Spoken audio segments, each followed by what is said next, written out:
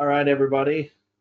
Well, I'm glad we're out here today. I'm glad that Stephen Shade, that I got to join along with you guys today on the Tax Sale Titan podcast. My name is Tom Swenson. There's a lot of things that we're going to be going over today during this, and I'm just going to take a few minutes and talk about the overview of some of the things that we're going to be discussing over the next 3 hours. There's a lot of really exciting things going on in the real estate markets right now. And if I get time today, I'm even going to show you some current rehabs that we're doing in markets where we picked up tax auction properties. We're going to show you a whole lot of things that are going on as far as opportunities and options and solutions for you guys. And quite literally, what you should be asking yourself this year is, how do I get out there and get on track for the goals that you have in this business? So I'm sure everybody on here is at different stages. Some of you guys might just be getting started and working with us and attending this podcast, maybe your very first step. Others of you on here might already be investors and are looking for strategies. And then I'm sure quite a few guys on here are already members with us, or even some of our advanced students, and are working in some strategies, but really need to either kick it up a notch, or there's still kind of holes missing in the systems and the processes and the strategies that you're employing to really get on track for your goals. So my goal today, and Stephen Shade and I have talked a lot about this, is how do we get you guys on track for the goals and what you're trying to accomplish? Because for me, and my perspective, is sometimes it's little things. So we're going to be talking, and Stephen Shade will be talking about some exciting auctions, showing you how some of the auctions have finished up, and as far as post sales in like Delaware, showing you, some of the top 5 auctions as far as liens and deeds go. They're also, I'm also going to get into some other areas with you guys as far as when it comes to 2026 strategies. What are the best strategies for real estate right now? And there's really 2 strategies that we really like. One is I'm really liking because there's so much opportunity in structured properties right now, picking up houses and even potentially commercial property, because we're getting it so cheap in some of the auctions that we're seeing, as well as what we're doing when it comes to opportunities with exit strategies. So I'm going to spend a little bit of time with you guys a little bit later on in this training, really showing you some of the financing options that are out there. There's so many ways to finance deals. Now with tax auctions, a lot of times we have to do financing after the fact, but there's even ways we can try and help you get some extra funding to do more tax auctions. So I'm going to talk about that. But also, there's funding for fix and flips. There's private money. There's so much private money and hard money out there for even long-term rentals, where you can get 30-year fixed mortgages on performing rentals, and they'll give you up to 70 to 80% of the property value. So pulling equity from performing rentals has never been easier, which can also help grow. And I'll show you kind of a little bit about how that would look. But what you should be asking yourselves is, what is it that I want to accomplish? Where is it that I want to go? Where am I at right now versus where is I want to go? And one of the things that we're offering in this training for those that are attending today is the opportunity to sit down after this training at some point, one-on-one with myself, Jerome, maybe Shane, and really sit down and figure out, what is your action plan look like over the next 12 months? What are the steps that you can take to get you closer to your goals, closer to the opportunities that you're looking to do, and get you on track for where it is you want to go? So that's a free strategy session that we're offering, and I'll put a link in the chat here for you guys to be able to participate in, that I think will, so at some point during this training, I would definitely get on that link and book a session, just figure out, so we can work more individually, because we're going to try and answer every single question that you guys bring to us in the chat or in the questions box today. But one thing that we're going to really look at is, and I realize this, everybody's in a slightly different situation and everybody has different goals. And so, how do we get you on track for the goals that you have? And one of the best ways to do that is on more of an individual basis. But we're happy to answer every question that we can. If we have time at the end of this training, we'll even open up the last 15, 20 minutes where Steve, Shade, and I will come on almost like a panel, and you can ask any and all questions. But how do I find the best deals? Steve and Shade are going to show you some great properties that have been at recent auctions, and also show you some of the pre-sale properties, upcoming Michigan auctions, as well as show you, tips on online evaluations and what to look up. And those things are going to really, so now you're going to see stuff that's happening now. I'm going to show you some stuff that we're currently doing, as far as renovations and fix and flips. I'm going to show you how to finance deals in new ways and how to exit properties quickly. But then we're going to look at upcoming auctions like Michigan and say, hey, what's going on there? And so you're going to see a lot of different things today that I think are going to be, that are going to be exciting, that I definitely want to make sure you guys participate in. And and bring your questions. The more, the things we can't help you with are the things that you don't bring up, right? And we don't have a magic crystal ball knowing the questions you're going to ask. So ask your questions in the chat, ask your questions in the question areas, and let's make sure to get that done. If you have continued questions or you really want a strategy for the next 12 months, make sure to take this opportunity for a free strategy session to sit down with us and really help you figure out what do the next 12 months look like and how do we get you on track for your personal goals. And I think that's going to play a big part, because there are properties right now, like we're in the middle of a renovation right now. I think it's one of the cheapest properties we bought last year. We picked up for $1,718. There's currently about $40,000 in renovation. It's almost completed. It's all the way to, the sheetrock just got done. They're getting ready to paint and do the finish out. And we'll put it on the market for about $140,000. There's another one we picked up for $20,000. We're putting about $80,000 into, and that one will sell around $350,000. So I don't know about you guys, but I think if you did one of those deals, or two or three or four or five, or maybe some of you want to do 10 of those deals this next year, it really start impacting your finances. As well as there's some really cool ways where you can take essentially a small amount of money and grow it very quickly. And some of you guys, I might even touch on ways that you can utilize your retirement accounts to buy tax auction properties or buy rentals or even buy commercial real estate. And so we're going to talk about a lot of different things. And I hope you guys are geared up and ready and excited for what we have to cover. And so, stay close, tune in for the next 3 hours. We got a lot of great stuff we're going to be going over with you. I just put that link in the chat for those of you guys that are really serious about getting on track for your goals and want to figure out what's my best individual plan. Is it better for me to do wholesaling or fix and flips or rentals? And then I'm going to pass this off to Steven and Shade here for the next little bit, and they're going to be talking about some post-sale auctions in Delaware and some of the top 5 auctions, as far as what's coming up. And then I'll be back on with you guys a little bit later on. And you guys, as you know, with the Tax Sale Titans podcast, you have some of, I would say I could name on one hand the gentlemen that have as much understanding of specifically tax sales as Steven and Shade. So they've got going on 27 years of experience with tax liens, tax deeds. You guys are in an absolutely awesome position today to truly learn from the masters. And so without further ado, let me pass it off to Steven and Shade for the next little bit.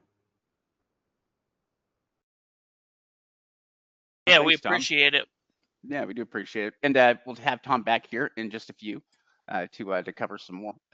But for now, we're jumping into really this episode of the Tax Sale Titans podcast here. So the first thing we guess we'd like to do is just thank all of our coaching members, all of our program members. all of our YouTube members, anybody that's watching this. We just want to thank you for your time, and thank you for watching. And if you're watching this and you're not a member, it's pretty easy to change that. You can join our monthly membership here for as little as $29 to $49 a month, depending on how you want to do it. Yeah, absolutely. Hey, Shade, can you see my camera? No. For some reason, I've got it on, but it's not showing. I'm not sure what's going on.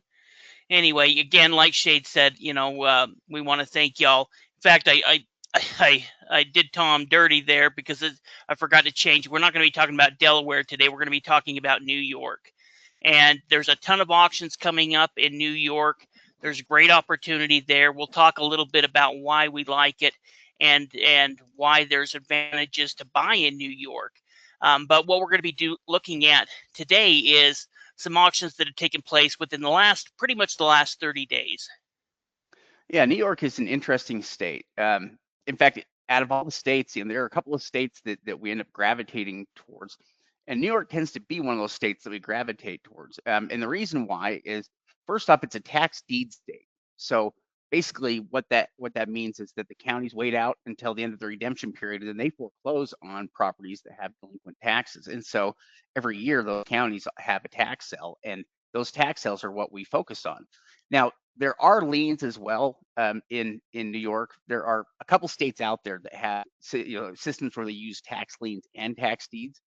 Although New York's a little bit different in that they have tax liens in some of the biggest jurisdictions. So in New York City and in Nassau County, they sell liens probably because the real estate values there are very high. And they do sell liens, but they don't sell liens publicly so much as they do to bulk buyers, to people that are going to buy large lots of liens. Primarily, we focus on New York as a tax deed state and for their annual deed sales that they have, which we've seen pretty good results out of. Yeah, absolutely. I mean, we've been looking at New York for, I don't know, 15 plus years. Once they started putting online auctions available, that really opened up the opportunity where you can be located anywhere. You could be in California, you can invest in Florida. You could be in Florida and you can invest in California. It doesn't matter where you're located. And that's one of the awesome things about tax sell investing is we can really do this from anywhere. Now, like Shade said, most of them are going to use a tax deed auction system. They use premium bid, which essentially means they're going to bid up the price, just like an eBay auction or anything. It's going to start at the delinquent taxes. Whoever's the high bid will end up winning the property. Now, one thing that's interesting and different, and it's part of the reason why we're talking to you today about New York and Michigan specifically, is both of those areas provide on-site photos of the property. Now, in some cases, they'll even include interior photos. This is a huge game changer because like we talk about, and if you've been with us before, we talk about how we need to look at the outside to try to make a determination of what the interior looks like, because for most tax sale properties, you're not going to get interior photos. If we were to go through and try to take photos of the back side of the property, we could get charged with trespassing. So we've kind of got to see what we can see from the street there. Now, that's different with New York, is because one of the things they have to do in both New York and Michigan is put a sign in the yard and also take current photos of the property. So we can get photos of the backside. We can sometimes even get photos of the interior. Yeah, so let's do this. Let's go review a couple of these auctions here. I'll go ahead and show you. Go ahead and take control there, Shade. So here's the first property we looked at. In fact, Shade was kind of talking about this one last night. And I looked a little more into it, and it really ended up being a pretty good deal. It's this little townhome right here. And one thing I noticed about it is if you look here at the map, it's really got a bigger lot than most of these other townhomes. So it's really got a pretty good sized lot for this area. And it ended up selling for $33,000. Has an assessed value of about $72,000. Now they have an assessed value and they also have a market value. The market value on the county website, in fact, we can go ahead and look at it right here.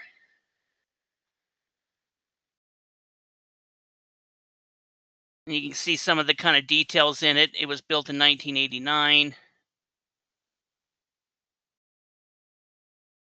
And here the property, they only have assessed or estimated at $124,000. But one thing that was interesting is you can see this right here. This property has dropped $49,000 since June. Now, why is that? Well, that's because this auction happened in July and it sold for $33,000. So when Redfin or Zillow, they see that this property is sold for so cheap, then they actually drop the price of the Redfin estimate based on the fact that it's sold for so cheap. But if we were to look at all of these other properties, all of the other townhouses within the area, they're going to be about $170,000 to about $190,000 for pretty much the exact same type of townhome. Now, in looking at the past sales, they were selling about between $150,000 and $160,000. So, buying this at $33,000, valued at maybe 160, even if they were to put in $30,000 or $40,000 to rehab the property. And Tom just told you we put $40,000 into a property, and that one actually had fire damage, and we're able to get it cleaned up. And they're going to be able to probably make nearly $70,000 to $100,000 on this deal. Yeah, it's pretty crazy. That is a great price. Anytime we see properties that are picked up in this price range, we see so many good single family homes that are picked up between $20,000 and $40,000. Somewhere in that range. Lots of homes, and the homes could have values here ranging from 130 to 150, 180, $200,000. The numbers on this work out so well. It's not that big of a property. At $30,000, you could sink some more money into it to fix it up and make it certainly as nice or nicer than these that they sell for for 170 to 180,000. There's a lot of money in that potential deal. Yeah. Now this one was kind of a little bit interesting. It's a little bit different, but it is a newer property. It ended up selling for $55,000. And if we look into the county records here, we can see a little bit more on it. It's on a good size lot, 2.16 of an acre.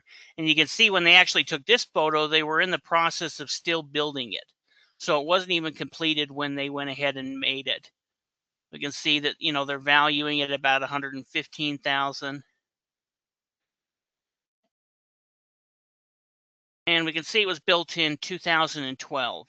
It's about 864 square feet. So it's a little bit smaller, but really what it comes down to is the condition on this property. So you can see that Redfin's estimating it about $155,000. So they picked it up for about 35% of value. On something like this, that's probably going to be about our max bid is around 35%. But one thing that was interesting on it is, these photos are only a year or two old. And you can kind of see some of the interior of it as well. And so in looking at the county photos, we can see that it's still in really good shape. It's newly built. It's a little bit more of a recreational property. There's fishing and all kinds of things throughout here. But they ended up picking it up for about 35 cents on the dollars, and the condition is good enough that really they could go ahead and turn around and sell it for even $125,000 and still make $75,000 on the deal. Yeah, well, it's only 15 years old. That's the best part about this property is we know that it was built in 2012. It's only 15 years old, and so that's within a time frame where even things like furnaces and water heaters, they tend to last at least 20 years or so. Sometimes they last much longer than that. But it's within that time frame where most of the things with the property are still going to be just fine from when it was originally built. You're not going to have to do much of anything, most likely, to the interior. And if you do, it should be minor things. You shouldn't have anything major going on here. And so for that price point, that's a screaming deal. The rent estimate on it is probably not bad either, considering you put $30,000 into it. And this thing probably would rent out for well over $1,000 to $1,500 a month, maybe more than that. And so it would also pay itself off here very quickly. If you had bought this property, it'd probably be one of those that paid itself off within less than 2 years. Yeah, we can see that it rents, their estimate for renting is about $1,600, between $1,600 and $1,700 a month. The sell price is between $148 and $180. And so even based on the county photos, you know, it still looks like it's in pretty good condition. Like Shade said, the roof and all of that is new. And so a little bit more of a recreational property. Obviously, you could live there full time as well. You've got a nice big lot, but, you know, kind of an interesting property. And we're going to look at another recreational type property as well. It doesn't necessarily mean that it has to be recreational, but it's this one right here. And it's actually located here on this Indian River. Yeah, it looks like it sold for 57,000. You know, we've got some images here from the street side here. You can kind of see it is right there on the river. Yeah, it does tell us there's outstanding water and sewer charges will be credited against the balance due at closing. We can figure out how much that is, but it's probably not going to be something too bad to change the numbers of the deal. And so, yeah, this is not a bad property. We can probably find some additional images of it.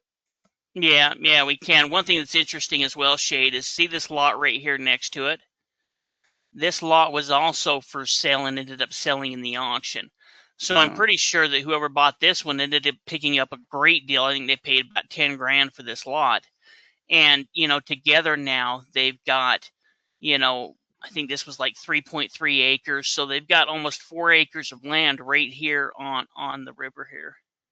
Yeah, that's not bad at all. And again, you know, that price range there, that 20 to 40,000. This one went a little over that, around 50,000.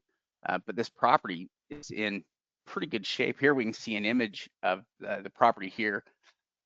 Looks like the image is probably from when it was listed last. Would be my guess, but they estimate the value there at 153, which means they paid probably more like a third of value for it. Yeah. Built in 87 too, so it's not that old. No, you know, the estimate is between 146 to 177. You can see it's on the banks of the Indian River.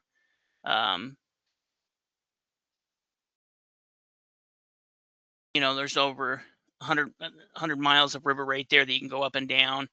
Like Shade said, built in 1987. And one thing that you can see as well is it's actually kind of a little bit, it's tipping over into the seller's market. So, you know, homes are selling for about 99.5% of the list sell price.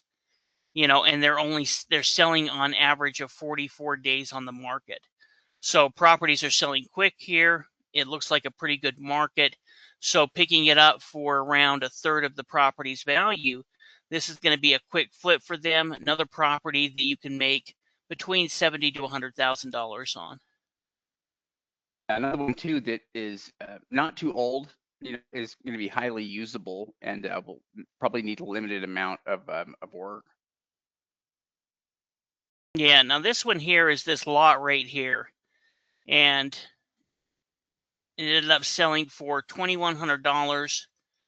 It's got a assessed value of around 12 grand. And it's really a pretty nice lot. It goes from right here all the way up here along these tree lines over to the edge of here. So it's a nice big, you can see that they've already mowed it. And one of the first things we'd do with a property like this is we would contact this property owner, we would contact this property owner, and we would contact this property owner and let them know that we've picked this up. And if they're interested, we'll go ahead and sell them this piece of land.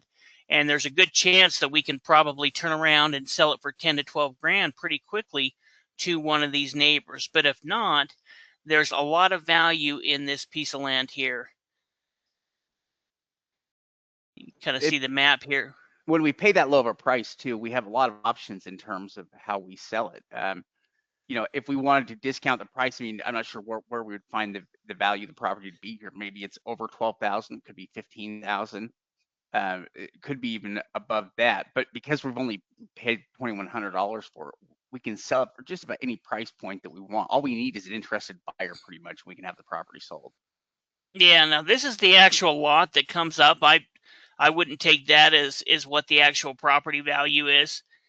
Here's another lot that's right next to it, but this one is kind of looks like it could be landlocked, and they're valued in between 17 and 21. This one's 0.52 an acre, and you know, this lot here that we're looking at is closer to about I think it's 0.78 of an acre or so. So over 3/4 of an acre in this big grass lot. So if we're looking here at the low end, 20 grand, 20 to 30 grand, what the market value is. It's right there at the edge where it could make sense to go ahead and go through quiet title and have a clear title on it, because that would be a great building lot for somebody to build a home on. Yeah, that seems like a nice lot. Now here's another. Oh, what was that? Another lot in the sale. Yeah, just another piece of land. I want to show a couple of pieces of land. Here's what it ended up selling for. You can see it's 0.69 of an acre, sold for $23,000. So it did sell for quite a bit. Has an assessed value of around $86,000. It's 7 acres of land though. Yeah. And so per acre it didn't pick. They didn't pay very much for it here. They probably paid a little more than $2,000 per acre, maybe $2,500 per acre. Yeah, and it looks like they have a little cabin or shed or something out here. But really, the value in this is in the land. Go down and take a street view of it. I found this kind of interesting. Let me go back up there again. Is that the photo was so new. You can see this was taken in June 2026, and we actually have the auction. The state, requires them to put an auction sign in front of the property, and we can actually see that it right there. And you can see that this home is all being redone. So people are, completely redoing homes within the area. And then you've got kind of this, road going back to the land. So in looking at the market value, here's where it pulls up on Redfin. You can see that they're valued at about $115,000, between 110 and 134. Here's a property that sold kind of close to the area, pretty close to the area, for $109,000. Here's another one. This one's not as nice of area. It's not as nice a property, but ended up selling for $79,000. So this property is definitely worth over $100,000. They picked it up for about 25 cents on the dollar, and they don't have to worry about rehabbing or anything like that. This land is selling pretty good, especially if you're selling it at a discount. And so, in kind of looking at some of the comps within the area, I think it's probably worth between 115 to 125 easily, and that doesn't include if there's any value in the structure there. If there's some value there in the structure, that can increase it even more. But let's say they put another couple of grand into it to clear the title. They sell it for 100 grand. They've made a quick 75 grand off of it. Yeah, this is one of those lots where you can easily double your money, or or triple or quadruple your money based on the buyer that you can find. But at $23,000, it's such a small percentage of value to pay for what these properties are selling for. We always base it on recent comps, what properties are actually selling for, and that's kind of how we settle on the number that we come up with. That's a pretty good deal. Yeah, now this one here ended up selling for $19,000. We can see it has that assessed value of about $92,000, 2-bedroom, 1-bath. But one thing that I liked about it is you can see that there's been a lot of improvements since this was made. We can see that it's got a little garage here. You've of course got the carport, but we have newer siding. We've got, newer roof to it. It looks like, it's probably been vacant for maybe 6 months or so, because we can see some grass here and it doesn't look like it's been mowed. But this does look like it was recently lived in, and, is in overall pretty good shape, considering that they picked it up. You can kind of also see it's here in a little neighborhood here for, under $20,000. In New York, they have tax incentives to fix up properties, older properties, and to use older properties. Or in fact, they're incentivized to fix up properties rather than to build necessarily. And so you see a lot more property fix ups and repairs, rehabs.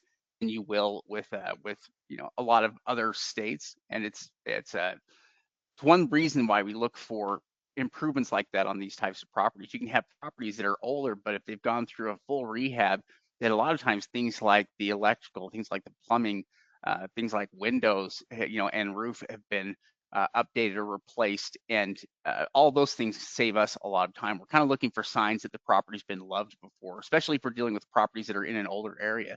And we're looking for signs of properties that have had newer work done, because it's the difference. I mean, if a property was built in 1910, then it needs to have had some rehab and some new work done in order for it to still be usable. And that's kind of what we're looking for, are signs that somebody has had incremental work done on a property to keep it usable. Yeah, Shade's absolutely right. And we can kind of get an idea of what the market is here.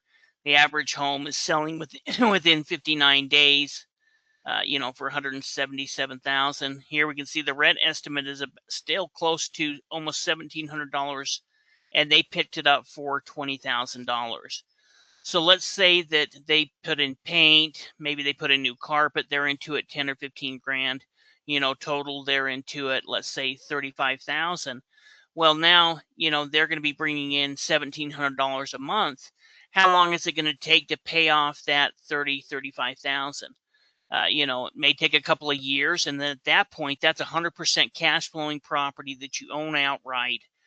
Once you get a renter in there, if you wanted to, and Tom could probably talk a little bit about this even better than I can, you could go ahead and get a loan on this property, for part of the value, and then use that to buy another property, and then do the same thing and use that to buy another property.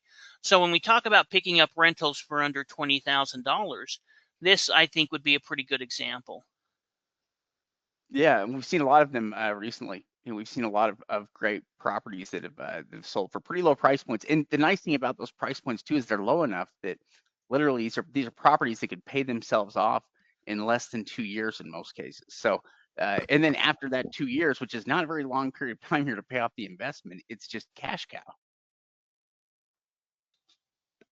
Yeah, absolutely. So here's a modular home that was picked up. Obviously needs a little bit of work. We need, a new fascia right there. Can use some new skirting. But based on, you can see that the cars have driven here. It was probably lived in pretty recently.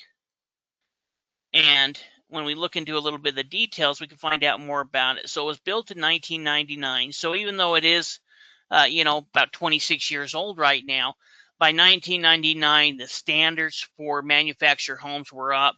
They use a lot better qualities, and so as far as replacing or fixing any of that, that should be pretty good. It's also 4-bedroom, 2.5 bath. So there's a couple of good bathrooms there. It's got good four bedrooms. They're valuing it about 148,000. When we're looking at Redfin here, they're valuing it about 217,000, between 207 and 250. And I'm sure that'll kind of range depending on the condition and what's going How on. much was paid for it? 24,900. That is dirt cheap for a property like that. Yeah. I mean, anytime we see properties that have values nearing 200,000, it's really rare for us to see a number like close to 10%, which is kind of about closer to what they paid for this property than anything. They probably paid 10 to 15% for this deal. And this is on a modular home from 1999. It's not that old. It also has pretty good size to it, 2,500 square feet. It's fairly large, and sits on a nice lot as well. Yeah, in fact, I don't see the lot size listed there, but nice lot valued at 150,000. At that price point, at 25,000, this property would have itself paid off in probably a year and a half. Yeah, it looks like the lot is about 140 feet by 150 feet. So, a nice, good building lot. You can kind of see it right here. And like Shade said, it was picked up close to 10 to 15 cents on the dollar. And so even if there is repairs that are needed, we can see that it's been lived in recently. Even if you put on a new roof, you repainted, you're into it. Let's even say $50,000, which would be quite a bit on something like this. you've still picked it up for, 70 grand on a property that's probably worth between 210 to 250. Yeah, I mean, it's an incredible deal with property values that high to pick it up for such a low price. I mean, at 25,000, that's pretty much like picking it up for the opening bid, or I mean, maybe a few bids over, but that's not very aggressive bidding on a property like this. Yeah, here's kind of the Zillow. Yeah, look at that. In 1 year, it would pay itself off. Yeah. In 1 year, a $2,500 a month rent estimate on it. I mean, you're talking about a property that would bring in a significant amount of money. I mean, it could bring in, I'm thinking about it here, about 25, $50,000 a year. That's Uh, impressive. yeah. Well, and what's kind of interesting is both Redfin and both Zillow, both listed for 217. Their estimates on it are only a couple $100 off, and kind of looking at the market value, it kind of makes sense. Well, at that price point, that's one of the better deals you'll see, because they pay a little bit over 10% of value for it. And again, the property, I mean, they could rent the thing out here as soon as they want for $2,500 a month. That would be an awesome cash cow. That's one that somebody could build retirement on. Imagine you buy that property right there and you have monthly revenue coming in, $2,500 every single month now. Yeah. Here's another one kind of similar. What's kind of interesting about this one is you can see that part of it is a manufactured home, and then they've built something over here. Now it looks like that the roof probably is going to need to be replaced over here.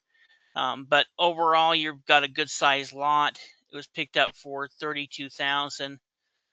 They're valuing it. The county's value at 162,000. Again, we can see this is another 4-bedroom, 2.5 bath, about 2,000 square feet.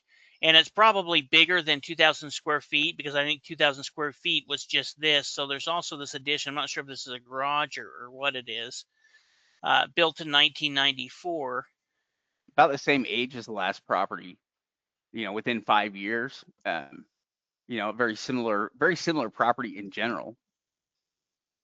Yeah. You can see here that they're valuing it about 175,000. So not quite as high as the last one, probably not quite as good a deal, but still good profit margin on a nice big huge, 1.35 acre lot. And, kind of looking at this was a little bit low when I was looking at some of the comps for something that had been rehabbed and was in better condition, but manufactured home within the area. Yeah, I mean, at that price point, I mean, it's sold for over 50,000 back in 2004. I mean, it's been worth quite a bit more than that for a long time. Yeah, now this was kind of an interesting one right here. This is this restaurant right here. We can see it sold for 91,000. The county is valuing the property at about 306,000. You can see that it's, over 7,000 square feet, so it's pretty Yeah, big. it's huge. You can Yeah, also see, so looking at it from the outside, it's a building that has had regular maintenance and upkeep. We can tell that already. So we've got metal roof, that's been added to it afterwards. Obviously, nice siding and stuff has been added. There's vinyl windows from what we can see. Part of the part of the building is looks like cinder block construction, and regular brick maybe on part of it as well here. But the entire outside is also there's asphalt on the outside here for the parking. Everything is well situated. I mean, this is a business that has been in place and operating for quite a while, and it's well set up. And it also looks like there might be living quarters there as well. Yeah, I'm not sure if these are living quarters or office space. It very well could be living quarters, but even if it's office space, this section right here is kind of the restaurant.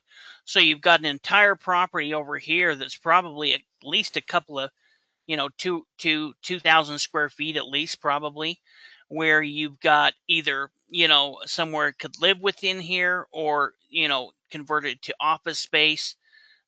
Pretty interesting property overall. It's Yeah, actually right. there's probably $5,000 a month in potential rent off just renting the property out if you wanted, or more. Yeah, it's right next to the police department here. Yeah, I mean, for 91,000, that leaves $200,000 still on the table compared to what the county is valuing at, and that's with no interior images at all. This place is going to have all of your commercial grade kitchen, and again, if the inside of it is anything like the outside of it's been very well maintained, and it also looks like there's multiple uh, businesses that can operate out of this one building. I mean, you see, it looks like they've got some kind of an ice cream thing there in the back that operates, in the summer, like a walk-up window. Yeah, I wouldn't be surprised if there are 3 or 4 different businesses that could rent this place out. Yeah, yeah, it's really kind of a multi-purpose building. Like Shade said, it looks like they can serve ice cream there. They have the regular restaurant. Now, one thing that we do love about commercial properties is we can always look a little bit more into it to find out, more about what it is. And so one thing I was doing a little bit last night, and we can see kind of some of the information here. Here's realtor.com. They're valued at around 500,000. That really But was a steal. At 91,000, that's such a good buy. yeah, it's pretty easy to go ahead and do, a quick search on the property and see all kinds of photos on it. It looks like it's still in business, or Yeah, yeah, I think that it is. I was looking at the reviews, and there was reviews as of 3 weeks ago or 4 weeks well, ago. But we can look at the interior here. You can get an idea of the food. We can see that it's in pretty good shape. And maybe they were just renting it out, and not quite sure the full story, but you can find so much more out about a commercial property because there's going to be things like Facebook pages. Here's their Facebook page right here. And we can see that here was one from 2 days ago. So whoever bought this property at the tax sale is automatically able to start generating rent day one because this business is still in business as of 2 days ago. Here you can see that actually looks like a pretty good fish and chips. Um, but they probably bought this building and was automatically able to start earning rent off of it. yeah, that's an interesting property. And again, a lot of times what we're looking at with these properties, this would be an easy one to be able to turn and flip, I mean, because they picked it up for such a low price that they could probably make a couple $100,000 on this and without doing anything to it. Just turn around and selling it there for an increased profit. But also there's that monthly rent potential that it has for income.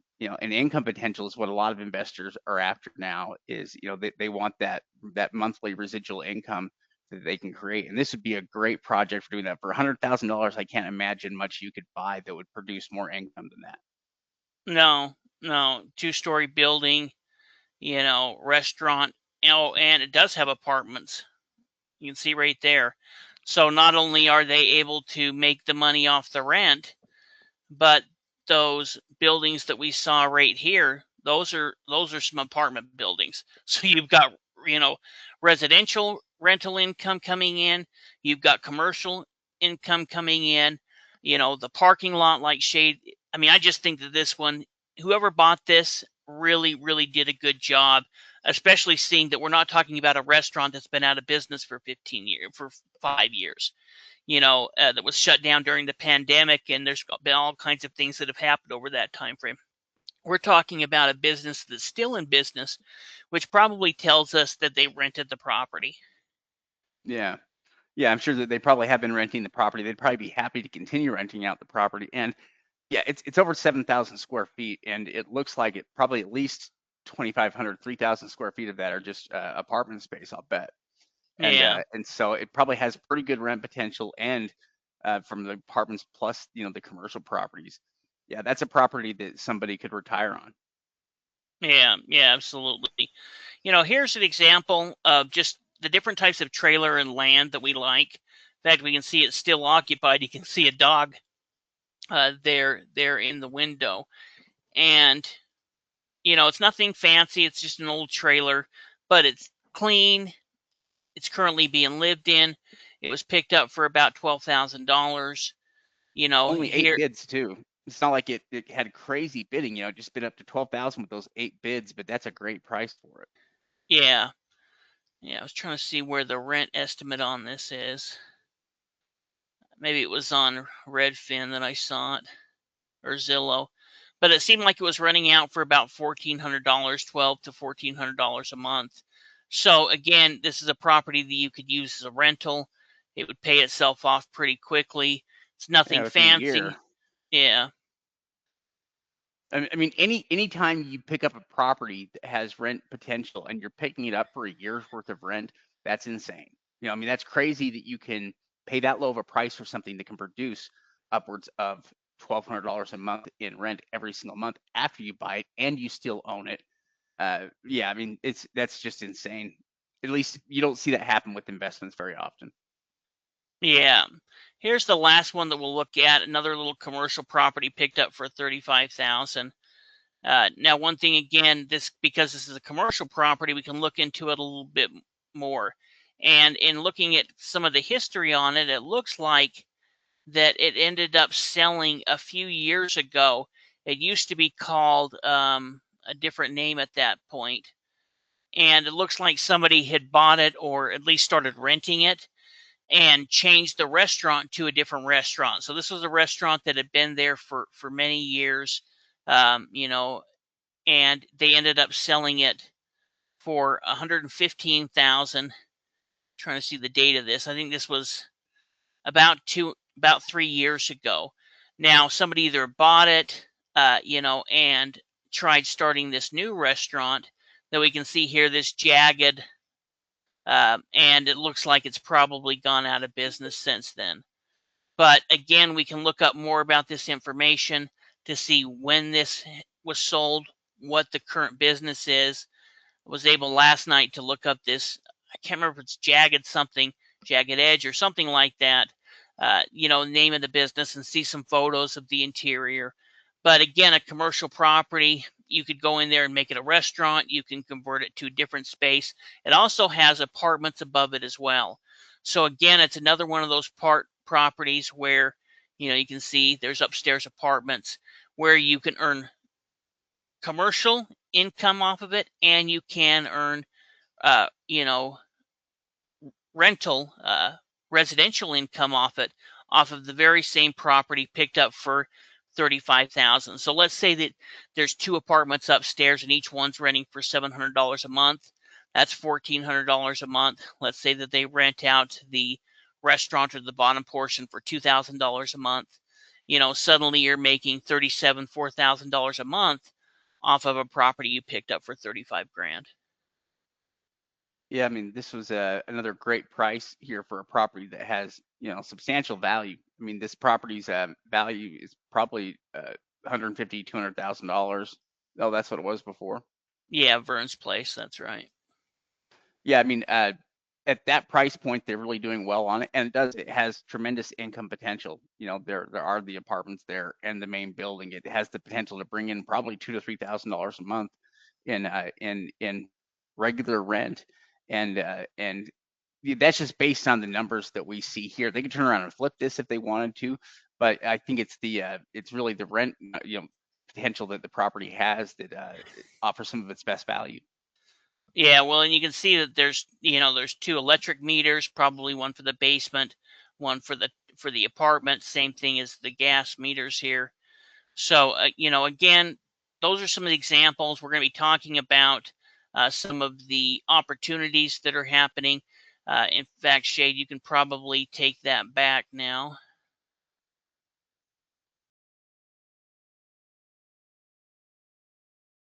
Take back control of it. Yeah. Okay. Let's do this here. And what we're going to do is we're going to go over 5 of the most interesting tax deed auctions, 5 of the interesting tax lien auctions that are taking place over the next 30 days or so. And then we're going to look at a couple of what I think are bad deals. I'd love to see you guys, if you guys have an idea of what these properties could be used for, let us know in the comments or the questions, because I can't see why anyone would purchase these properties here. So let's go Yeah, through and we see bad deals all the time. yeah. So All as right, well, far as go ahead. I was gonna say we're at a really busy time of the year right now for tax sale auctions in general. Um, that includes both lien and deed sales here. But starting even just in the next over the next 3 to 4 weeks here, in a number of different places here.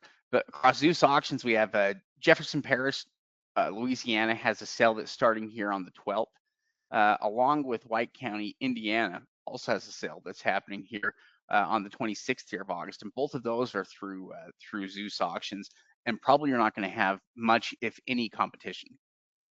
Yeah, yeah, pretty interesting. There's actually quite a few Louisiana auctions that are coming up. There's a number of different Indiana auctions that are taking place on Zeus. There's a bunch of auctions in New Jersey that are taking place on Real Auction. They're opening up, most of them are opening up in the month of August. So we see the opens up on 8/26. There's some that are opening up on 8/15, 8 whatever. There's probably maybe 15 different auctions that are taking place in New Jersey.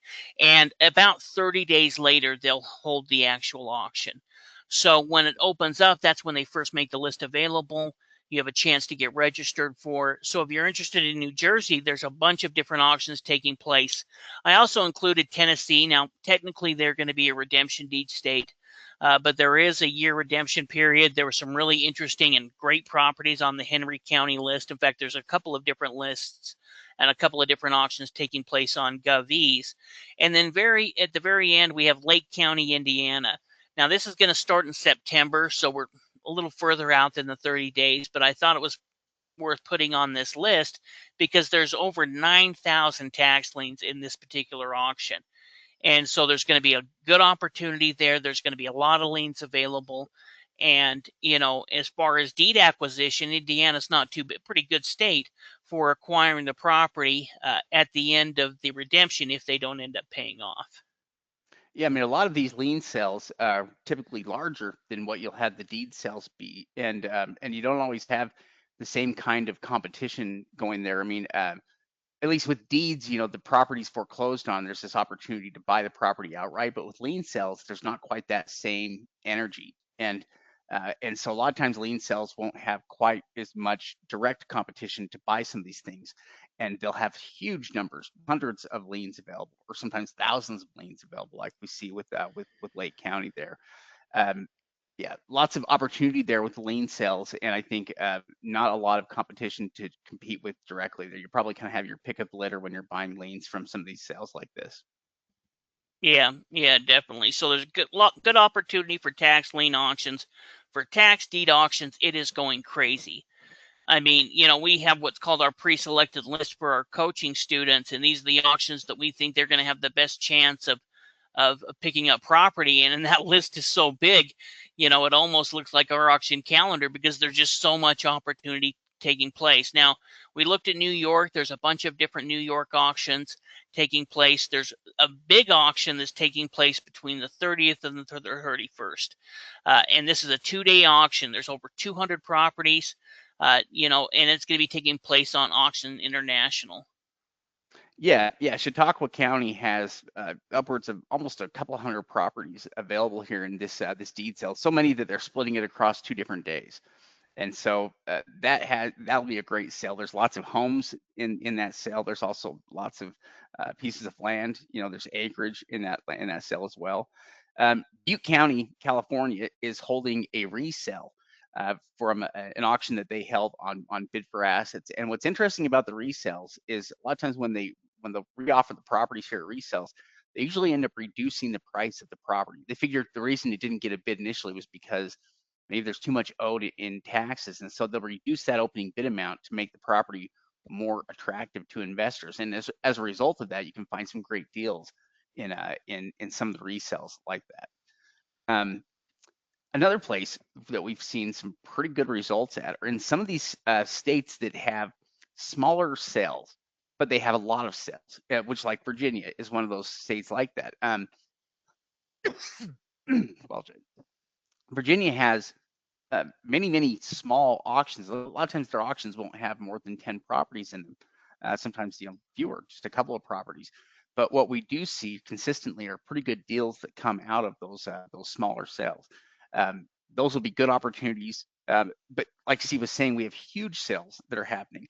Polk County, Florida, they have sales that are happening here all the time. In fact, you could register for auctions there and participate in auctions probably every 2 weeks if you wanted in Polk County. But we also have some other states that are doing all of their sales right now. Like for instance, Michigan, they're selling all of their properties. All their auctions are pretty much happening over the month of August and part of September. And so very busy time where they're going to be selling thousands of properties there across the state over the course of about 10 or 15 different auctions that they're holding. And so, yeah, even just between New York and Michigan, there are thousands of properties that are available for sale. And I think the competition, so we certainly see competition with Michigan sales and with some of the New York sales, but it's not as severe as you might see with a lot of other sales. Yeah. In fact, there wasn't just one auction we could pick out for Michigan because, there is all of the auctions taking place over the next about 45 days or so. So Michigan, a great state. Now, Shade, I'm not sure if you have access. You should have access to the Google Doc for the bad deal. Yeah, sure. Let me get it pulled up here. And these are two properties. In fact, there was a number of different ones that sold within here.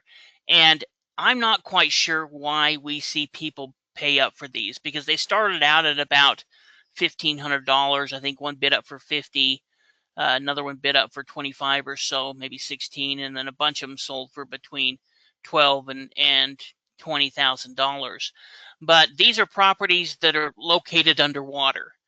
And so, I was interested to see if anyone has any type of idea of why people would go ahead and pay up for these type of properties. It doesn't make any sense to me. Maybe there's something out there that I don't see, but we see this type of property happen all the time where people are paying up for it.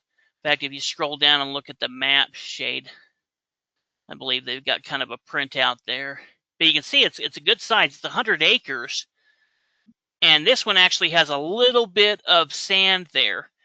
But you can see all of these water lots. These are kind of the lots that are being sold. And for the life of me, I can't understand what would be the advantage. What would be, could you put stilts there and put a home? I doubt it, so I'm not sure what the value is. Well, it makes you wonder if it's even is it gonna still be there? At least it doesn't look like it's very high above, the tide line or the water No, line there. Like maybe there's some sand there part of the time, but I don't know if it's even always there. no, it's not. I looked into the county records and was able to look at some of the past GIS maps, and there's times where it's completely covered over. This was the only one that had a little bit of sand showing. All of the rest of the lots on this list were completely underwater, like the next example. And so I just thought it was interesting. This would be an example of what we would say about. They spent $50,000 for it, and this one they spent $30,000 for. So I'm interested to hear if you guys could think of anything that could be used for, because it doesn't make any sense to me. They spent 30,000 for this, and yeah, this is all underwater. Yeah, they all were. Yeah, I don't understand how. Yeah, I don't know what you could potentially use that for. If for anything, it doesn't really seem like there would be any use for it here. That's pretty bizarre. So between these two, they spent $80,000 on a couple of lots that don't appear to have any use. Yeah, pretty interesting. So there's all kinds of bad deals out there. Some of them really kind of stick out, and it makes sense. These ones, when we see something like this, though, I've seen this over the years, and it's never made any sense to me. I've tried looking up to see if there's any use for them.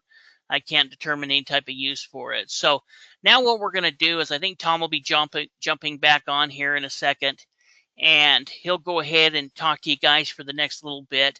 Then when we come back, what we're going to do is we're going to go ahead and go through the tip of the week. We're going to go ahead and look at the Michigan auctions, and then we'll finish it out like Tom said in answering any questions, and going over some different strategies. So Tom's going to talk to you about some pretty cool things coming up right now. Tom, are you there? Oh, there he is. Okay. Yep. Now I wonder if do I stop sharing or do I? No, I think you can go down, Tom, under the share button, and you can share your screen now. Yeah, I will hear it shortly. Couple things that I want to, first of all, I did see, I don't know if you saw that question that popped up in the chat, Stephen Shade, but I just figured, I figured I'd go through that real quick, and then I'll go ahead and get into some financing strategies and understanding different ways you can finance some of these deals, as well as really understanding, um, a lot of what's going to be going on as far as fix and flips, rentals, what you can take advantage of. So I see this question from Methodios. First of all, let's thank you for the webinar and the work that goes along with it. And they had a couple of questions. They said, one thing is you seem not to mind if the property is occupied, even in the tri-state area. And if that is that the case? If yes, how do you deal with the eviction process, especially when in New York State it can take up to 3 years? So I would answer this quite literally. First of all, and I'm going to talk about this with rentals a little bit. But yes, New York State can take a little bit longer, but it kind of depends on the city as well as the attorney that you get for the eviction process. So most of the time, I would say, and Steve Shade, you guys can jump in on this as well, but I would say most of the time the properties are not occupied. At this point, I would say vast majority, 70-80% of the time. And when they are, you may have to go through the eviction process, but I haven't found it. I mean, unless you're like right close to New York City, right? You can usually get it done fairly quickly. Yeah, it hasn't been a problem for any of our students. One thing we'll try to do first is we'll try to do what we call cash for keys. So if there's a way that we can work out, even if we have to give the owner or the renter, whoever's in the property, a couple of $1,000s to move into a new place, we'll put some restrictions behind it. They need to, have it broom swept. They need to move their stuff out and give us the keys, and then we're willing to do it. But like Shade said, it really kind of depends on the city. And in a lot of these areas, where we're looking at in New York, like Tom said, it's not as big a deal as if it was in New York City. Usually the process can be done pretty quickly because at this point, you don't have a rental agreement with them. Essentially you've kind of bought the property. And so usually the cities are pretty good about working it if you do need to do an eviction. But most of the time, I would say over 50% of the time, if not more, we're able to work something out with the owner without going through that route. Yeah, or a lot of times, or the renter. Yeah, the only time you ever, you do sometimes get a hostile owner, but it's very rare.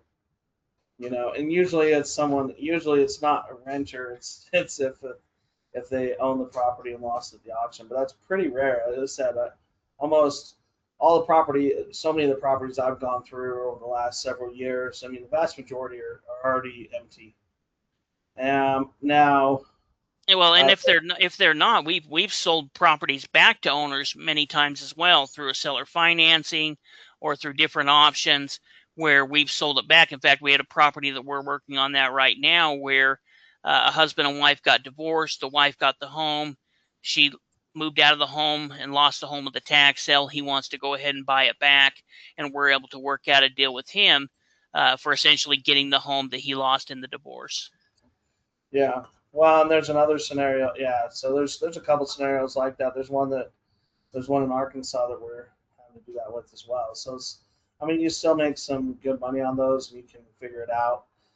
The second part to this question is, is it a good tactic or even legal to see the tax deed auctions and contact the owner to close a deal? So what they're asking about is the pre foreclosure strategy, which I know you know, Steven, you especially have gotten really fond of that one, picking up a property before it hits the auction. Yeah, yeah, absolutely. I mean, that's one of the three strategies that we teach our members. We talk about location-based investing. That states like Florida, Texas, that we can go to every single month or bid on every single month. We talk about opportunity-based investing. Those are auctions like Michigan or New York. They happen one time a year. When the opportunity is there, we try to take advantage of it. And then we're teaching all of our students how to do pre-foreclosures, not only pre-foreclosures on land, but also pre-foreclosures on homes. And when we are using and doing a pre-foreclosure strategy, that's where we can use OPM, other people's money. We can use hard money, private money to help us fund these deals, and that way we don't even have to use our own money to be able to do those kind of flips. And then they had one more question. Would you consider a lease to own? I think we already answered that. Yes. Sometimes, most of the time though, I would prefer, rather than sometimes a rent to own with an equity build is better than an actual owner finance deal, because then you still hold the title. Yeah, absolutely. So, I agree. all right, so we got those questions knocked out. I just wanted to, um, you know, but I would definitely, you guys, look at yourselves. One thing I will mention is, you guys definitely, if you're not members on here, if you're not already on the membership, you should definitely jump on it. You should also, for those of you guys, if there's any of you guys in the Georgia area, we're going to be doing a live 3-day training this next weekend, this upcoming weekend, the 31st, 1st, and the 2nd in Atlanta, Georgia. So for some of you guys, that might just be a really, Atlanta's such a big such a big airport. It might be a quick flight. It's right by the airport where we're doing the training. But you can really come and spend 3 days with us, and we're going to really dive deep. I'm actually one of the instructors at that training this next weekend. So if anybody's interested in that, put information, in the questions or the chat. We definitely can get you guys linked up on that. Well, that's going to be a Friday, Saturday, Sunday in Atlanta, Georgia. We have a couple other events coming up in like Southern California, DC, Baltimore area, and Houston, Texas in the next couple months, as well as some in Florida a little later on after that. So, yeah, that's one of those things I think is definitely helpful, is to really come and spend some, not just a few hours with us, but 3 full days with us. So I'll just mention that in there. But we got those questions answered. I'm going to dive right in just because time keeps passing by, so quickly on these trainings. I always feel like, for me, it's like, how do I try and compact things into a time frame that can work, And so for me, I'm going to do a quick rundown of financing options with you guys. And let's see here. So, sorry. There we go. Oh, actually, that's not going to work. I'm trying to go from current slides. So you can see we actually, dang it, I had it all set up and now I messed it up. Apologize, guys.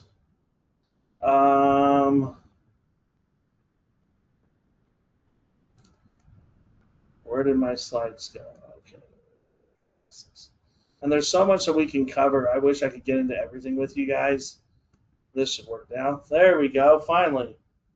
Okay, so I'm going to talk about real estate financing and a breakdown of all the different methodologies that you can actually, get access to capital to help finance deals. And there's sometimes we have to do them post auction, right, with some of our strategies. Some we can do before. And even though tax sales are definitely my favorite way, I'll even touch on, there's a lot of properties that we're getting that are even great deals on market right now in various areas of the country. So we're going to touch on a little bit of everything. But when it comes to real estate financing, there's so many areas that a lot of people don't, you may have heard of. Some of you may be familiar with and use, but some of you guys are brand new to this. There's so many areas that you can look at. There's what we call hard money lending. There's private funding. I'm going to talk about each one of these individually. There's also what we call gap funding. And then there are other types of loans you can potentially get to really help boost things from a lending standpoint. So we'll touch on some of those, and then we'll jump right on into a lot of these. And for some of you guys that have been, some of you are in our membership, some of you guys might have been advanced students. There's other options and things going on out there that are different. So the first one I want to talk about is hard money lending. Hard money lenders, the reason why they use that term is because they lend on hard assets. So a lot of times when I first heard the term hard money lending, I was like, man, what does that sound like? Are they loan sharks or something? But that just means they lend on hard assets, and they have to be. It's actually a lending term. They have to be licensed as a hard money lender in whatever state they're doing it in. And some hard money lenders, there's big ones now that you can use one lender, and they might be in 25 or 30 or 40 states. And so there's big lenders now that will lend in multiple areas. But they're going to lend on a hard asset. Well, what's a hard asset? Well, obviously, real estate is a great example of a hard asset. So they're going to look more at the asset than you, and they generally only lend to businesses. So somehow that skipped right past it. They generally only lend to businesses. And so it's one example, though. Like, I have hard money lenders on fix and flip loans. They'll lend up to 90% of the purchase, sometimes up to 100%. And 100% of the rehab. So if you're buying a property on market, you might have to only come up with a little bit of capital. I also have hard money lenders that will lend just on the construction loans post auction. So there's so many things we can look at from that perspective. But it can definitely help you scale up your business because you're not using all of your cash on one property. And generally, when I'm talking about hard money lenders, for those of you guys starting out with that as a potential strategy, I would say use the bigger hard money lenders, the national ones. Ones like Kiavi, Castelli, Z, Complete Lending, Center Street, Castle, some of these other ones. And what they're doing is they're lending on the property because real estate has its own value. So they're not doing as much based on you. You can even have a relatively lower credit score. I have hard money lenders that will lend as low as 600 credit scores. And it's not really based on you. It's based on the deal. So if you have a good deal, I'll tell you right now, if you have a good real estate deal, getting it financed is the easy part these days. And so typically what they're going to charge you is points and interest on that loan. So for like a fix and flip loan, it's typically only going to be a 12-month, at most a 2-year type loan, because you're obviously going to fix it up and sell it. And so those loans, 10 years ago, those loans would have cost you 15% and a few points. Now it's more like 8 to 10% and 2-3 points as far as the lending goes. So here's some examples of some of these, like Center Street, Zine, Kiavi, Complete Lending. There's a whole bunch of other ones. But I have hard money lenders that if you actively are doing fix and flips, if you've done 10 fix and flips in 2 years, I have some lenders that will give you essentially a line of credit. They'll give you a $5 million credit facility to go and pick up more, a $5 million line of credit. And so hard money lending is one huge resource that it's one of those things. It's like, it's better to have it and not need it than need it and not have it. And it's better to be able to have more options available or how to put together the deal. Because the more options, opportunities, and solutions you have, the more deals you can do across the board. The second one is private lending. Now, private funding, with private lenders, depending on the deal, if you have a good enough deal, you might not even have any monthly payments on that loan until it sells for fix and flips. Now, also, private lenders can be a little more flexible than hard money lenders on their criteria. So they can actually, some private lenders are willing to overlook difficulties, like if you're going through quiet title, conditioning, zoning, unfinished common areas. They'll look over things that some hard money lenders won't. But there is more private lending out there than has ever existed, and they work a lot like hard money lenders. There's also a lot of private lenders that will lend on long-term rentals. So you can get a 30-year fixed mortgage on a rental property and all you have to have is 3 months of rent. Okay, and you can get a 30-year fixed mortgage up to anywhere from 70 to 80% of the actual value of the property. So essentially, if you picked up a rental, let's say you picked up a property for 15 grand at the auction, you put another 15 into it, and you're getting $1,200 a month in rent. Well, you're only into it for 30 grand, but maybe it's worth 140. And now you're getting a good rent. You're getting $1,200 a month in rent. After you have 3 months of rent, you can go and get a loan for anywhere from $80,000 to $90,000 on that property and pull all that cash back out. Now, instead of $1,200 a month of rent, you might only be getting $600 a month. But now you have $80,000 to $90,000. You got all your 30 grand back plus another 50. Now what can you go do? Well, now you can go buy a couple more properties and then do that again. And buy a couple more properties and do that again. And I'll show you how you can grow your portfolio very quickly. So here's some examples of, and those are called are debt service coverage ratio loans, which essentially are they just want to make sure, like with that $1,200 a month in rent, if your loan is $600-700 a month, they know, hey, they for sure can make my loan payment. That's what a DSC, debt service coverage ratio loan is, or DSCR loan. And like this, they say like up to 80% of the value. In this case, with this lender, this is Castle. They want 620 credit score betters all, and so they're going to look at that, and they require 3 months of rent reserves. There's also kind of bank statement loans you can get. There's loans even if you're a 1099, so you don't have a typical W-2. That doesn't really matter with hard money and private lenders because so many of them work with businesses and business owners. They're looking at the deal a lot more than you. Now, some of you guys say, well, what happens if I even run out of some of that capital? Well, that's where there's also opportunities for what we call gap funding, where you can either become a gap funder and participate in things like a fix and flip, or you can get gap funding. Okay, and so some of those things are really interesting because in that case, as a gap funder, that can definitely be an amazing opportunity, and one lender could fund on multiple deals. But you need to make sure you have the right documents and you structure the deal correctly. But for a gap funder, profits are typically paid out of title. So in that case, what happens there is let's say that in this case you're wanting to do a fix and flip. In that case, we would call you the developer or the flipper, but developer is usually the legal term in the documents. Another investor finds the deal, so that would be the developer. Private money puts up the first loan, or hard money puts up the first main loan. And then, so maybe it's 90% of purchase, 100% of rehab. Well, the gap funder is going to provide what the other lender doesn't. So they're going to cover down payment, monthly payments and carrying costs, construction and or additional costs, and then profits are often split according to the deal. So let's say you didn't have any money to do a fix and flip, but you found a great deal. Well, you could bring a hard money lender in and potentially a gap funder, and then if it's your deal, you don't have to bring any money to the table because that's what the gap funder's doing. Now, if you're, and so you definitely have to have the right structure.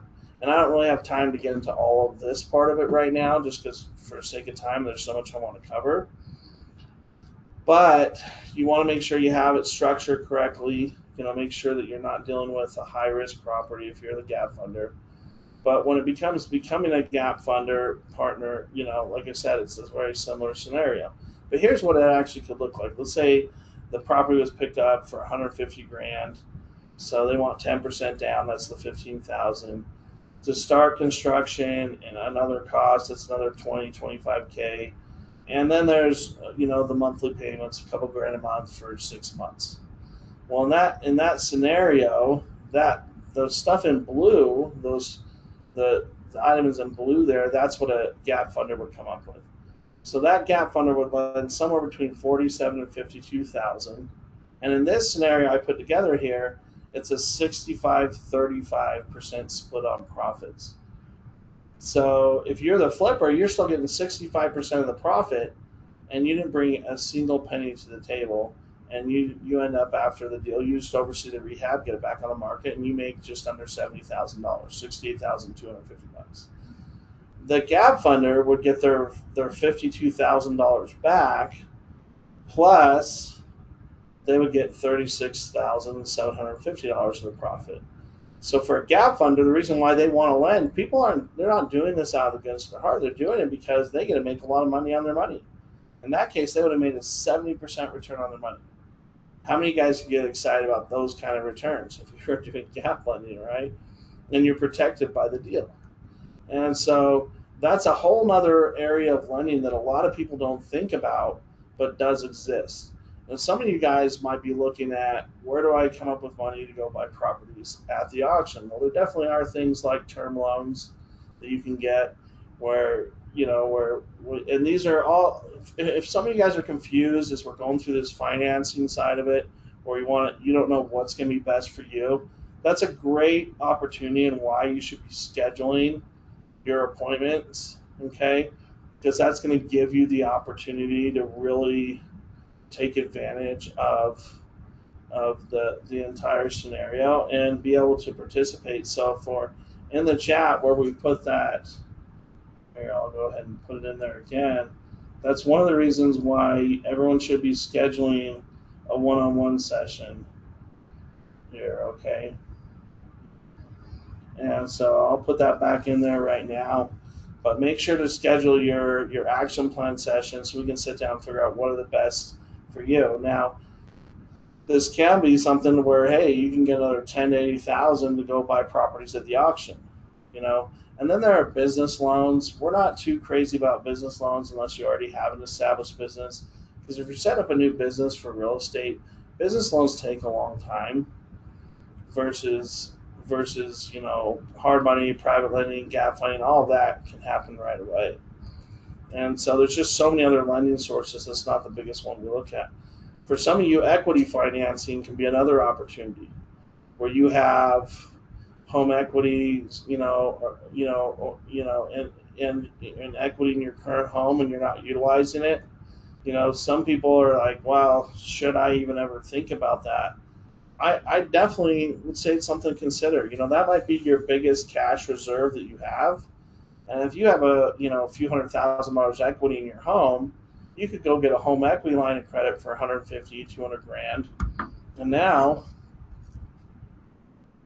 you have a whole different options. Now, and I encourage a home equity line of credit over a cash out refi or anything like that, just because you're only going to pay on what you use.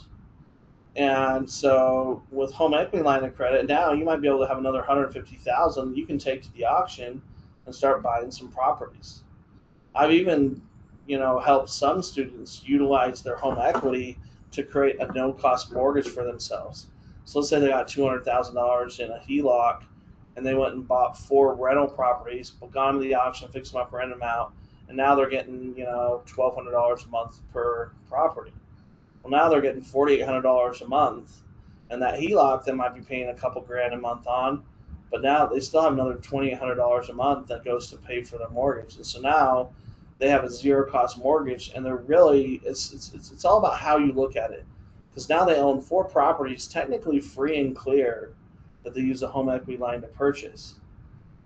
And if they got them at the auction, they might have another $300,000, $400,000, $500,000 equity over here, plus those properties have the mortgages on them, and it's also paying for their mortgage. And so it actually is one way that you can really diversify your asset portfolio so you're limiting your risk. And so with home equity line of credits, you guys, we have solutions that, lenders that you can get approved with within 48 hours, funded as quick as 7 days. And a lot of times they have abilities to work around non-conventional situations. So that home equity line of credit, I would say only get it if you're going to really utilize it. I mean, again, it's better to have it and not use it, but than not have it at all. But you can use it for tax deed deals. You can use it to be a gap funder. You can use it to help fund fix and flips. As far as the other monies that you need that a hard money or private lender doesn't lend. There's so many uses. If it's something you have an option to. Okay, so just things to consider. One other thing that I would consider, and I didn't really get a chance to, I have a whole set of slides on this, but getting into it, I just don't have the time to get into it today because, this is only a 3-hour training. This is some of these things we spend hours and hours on, like at our 3-day live trainings. But there's also, you guys, some of you have retirement accounts, and maybe they're even with previous employers, maybe it's current employers, but you can actually self-direct your retirement accounts into solo 401ks and self-directed IRAs. You can actually take those retirement accounts and put them into a specific type of account to buy real estate with. So the government allows you to use your retirement accounts as long as they're in a self-directed IRA or solo 401k, where you'd actually have checkbook access, and you can actually use your retirement accounts to go buy properties at tax auctions. You could use your retirement accounts to go buy an apartment building. You can use your retirement accounts to go do lots of different things. And so that's another thing to consider, is that's another option for you guys, okay? And then there's all kinds of different things, as far as seller financing, which we sometimes do. And one thing that's funny about seller financing is, with our commercial properties, you guys, about half the time we're able to work out some sort of owner financing deal on those. So a lot of people think that, oh, how am I ever going to buy an apartment building? Well, a lot of times it might just be a down payment, and then they owner finance the rest of it over years. And so this stuff even works all the way up to commercial. Okay, so there's all kinds of situations there. There's also, there's all kinds of different seller financing scenarios. You can also seller finance with land, and you can also take advantage of commercial lending out there too, which again, commercial lenders are more like DSCR lenders, and they lend more on the deal. And so for some of our advanced students, if you haven't, we have trainings where we actually take small groups to auctions and help them buy properties. We call those buying tours. We also have an advanced training called Wealth Retreat, where, we actually help them, show them how to finance commercial real estate. And we even give you commercial lenders while you're there. And then there's things like, potentially credit cards, that you can utilize to finance real estate. There are some states that even accept credit cards as payments, like in Michigan with the auctions coming up. And there's some that utilize a lot of different things, And then there are things like, sometimes when you get started with this, some of you guys might need more help and assistance. You might even need some mentoring. You might need access to higher level software systems and tools to help you really utilize that business. Well, and we do have different options like that available. If it's something that you're interested in, you can definitely bring it up in your strategy session. If you don't bring it up, we're not going to talk about it. But it is something that you can do. And we even have in-house financing for our advanced trainings these days. So that's something that for our most serious students, we'll even consider financing some of those things in-house, to where you just have a small monthly payment, and you can get access to additional softwares and tools and resources that otherwise you wouldn't have access to. So there's lots of things for us to talk about. Oh, sorry, I didn't mean, we're not going to take a 10-minute break right now. I'm just going to try and exit out of this particular slides. But there's a lot of things to talk about, across the board. The next thing I want to show you guys is how residential cash flow works a little bit differently, and how it can work with, a little bit differently than it does with, with tax deductions. So we have a rule with, okay, oh, there it finally came up. Okay. So we have a rule with rental properties. It's called the 1% rule. The 1% rule simply states that we want to make sure that if we're doing, if I'm buying a rental property, I want to make sure, whether it's through a tax auction or not, that I'm going to get at least 1% per month net return on that investment, or 12% a year. So if I had $100,000 to buy a rental property, I want to make sure, after taxes, insurance, maintenance, after whatever my holding costs are, I'm netting $1,000 a month. or $12,000 a year on that investment. Because we truly believe if you want to grow to wealth and you want to grow to financial freedom, you've got to get double-digit returns on your money. If you're not getting double-digit returns, it grows very, very slowly. So if I find properties on market or off market or even at tax auctions, I want to make sure that they are at least meeting the 1% rule. Now, when it comes to tax deed properties, rental properties, we tend to far exceed that 1% rule. Okay, just because, again, and you're going to hear me say this, like one of my things I know that anybody that's been on any of my trainings is if you can buy it cheaper, you can get to wealth faster. That's why we love tax sales, right? Because we're buying it cheaper.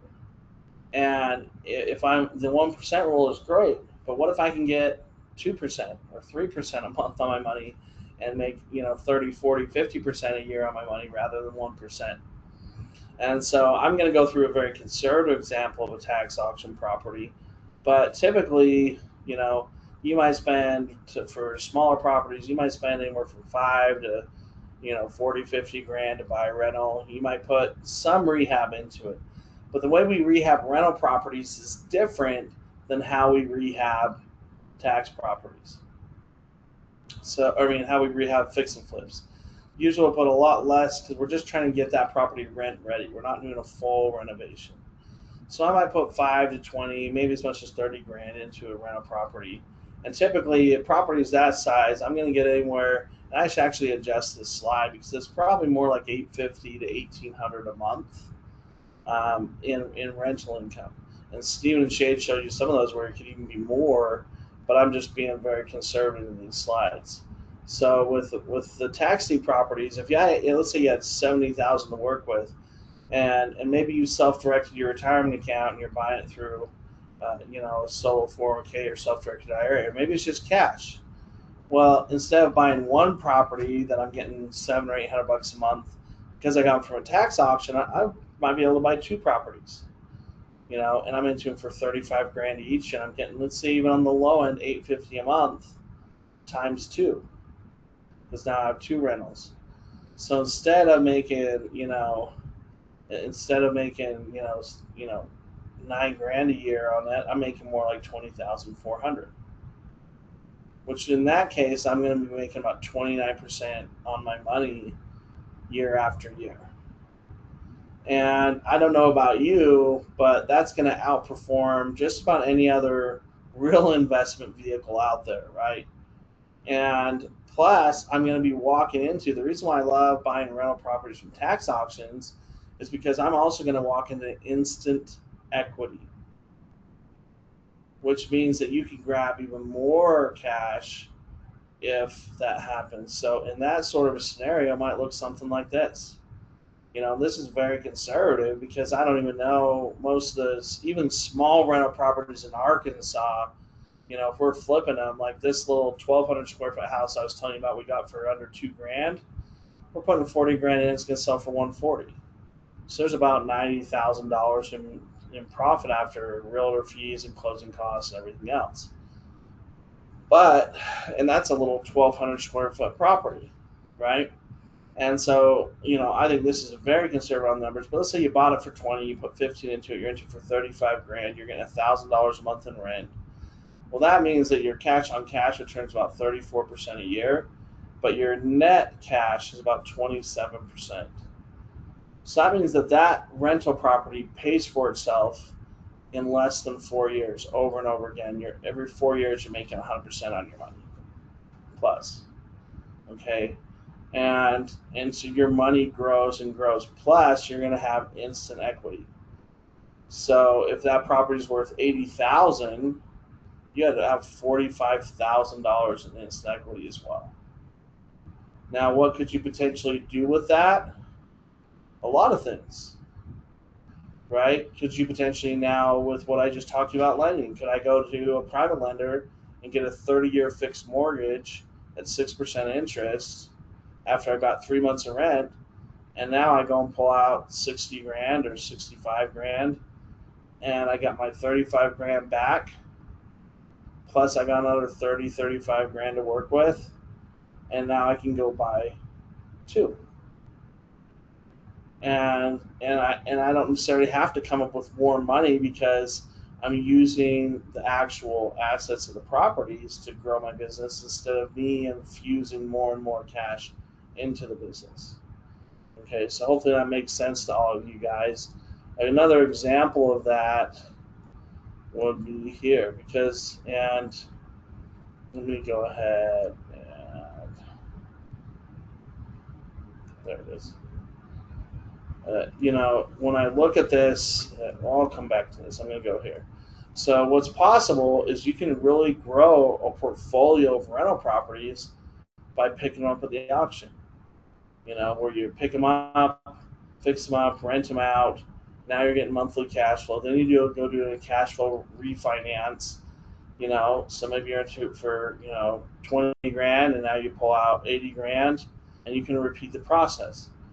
And you can actually grow because even if you're pulling loans against the property, you're still going to have monthly cash flow. It might be cut in half, but every time you pull it out, you're tripling the properties. So the first cycle, you might have 3 houses, like here in the bottom. And then you go fix them up, rent them out. Then you turn around, and the next time, now you go buy 6. And then you go buy 9, and then 12, and then 15. And then pretty soon, you've got more and more, and now you've got 10 to 20 grand a month in passive income. And and you're able to grow those portfolios so much more effectively. So these are things that you guys should be considering for yourselves is like, how can I do this?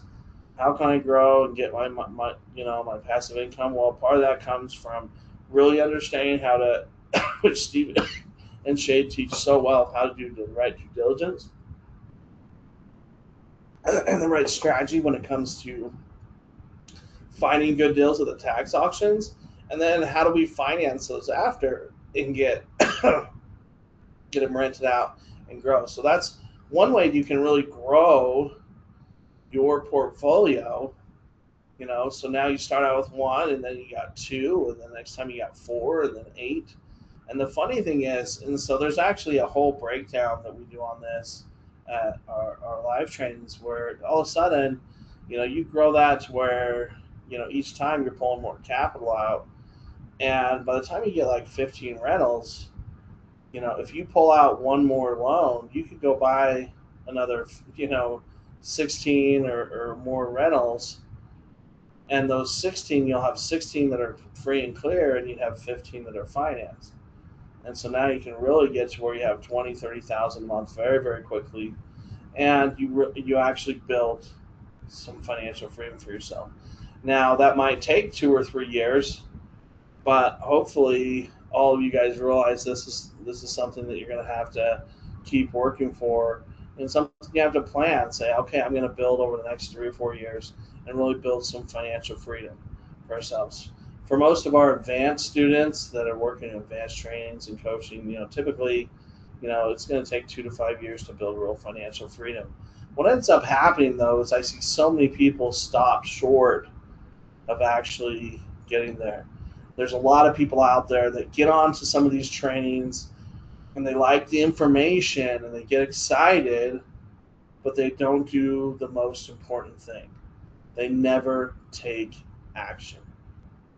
Or they take some action, but they stop short of the goal and where it is that they wanted to go.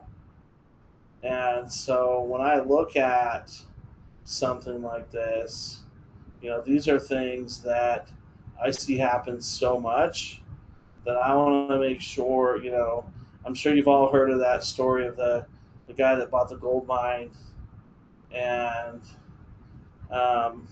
now, he started digging for gold. He found a little bit to begin with, and then it disappeared, and he stopped 3 feet from the vein that would have made him millions and millions and millions of dollars.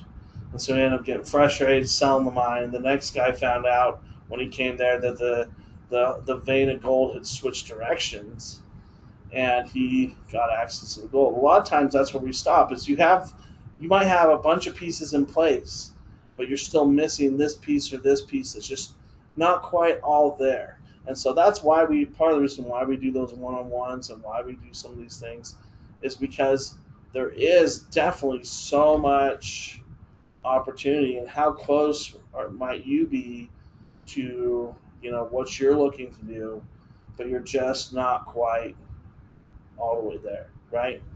And it might take, let's say it takes a thousand steps to build financial freedom. Well, if you're only at step 990, you still have a few little things that are holding you back from getting to that, you know, thousand.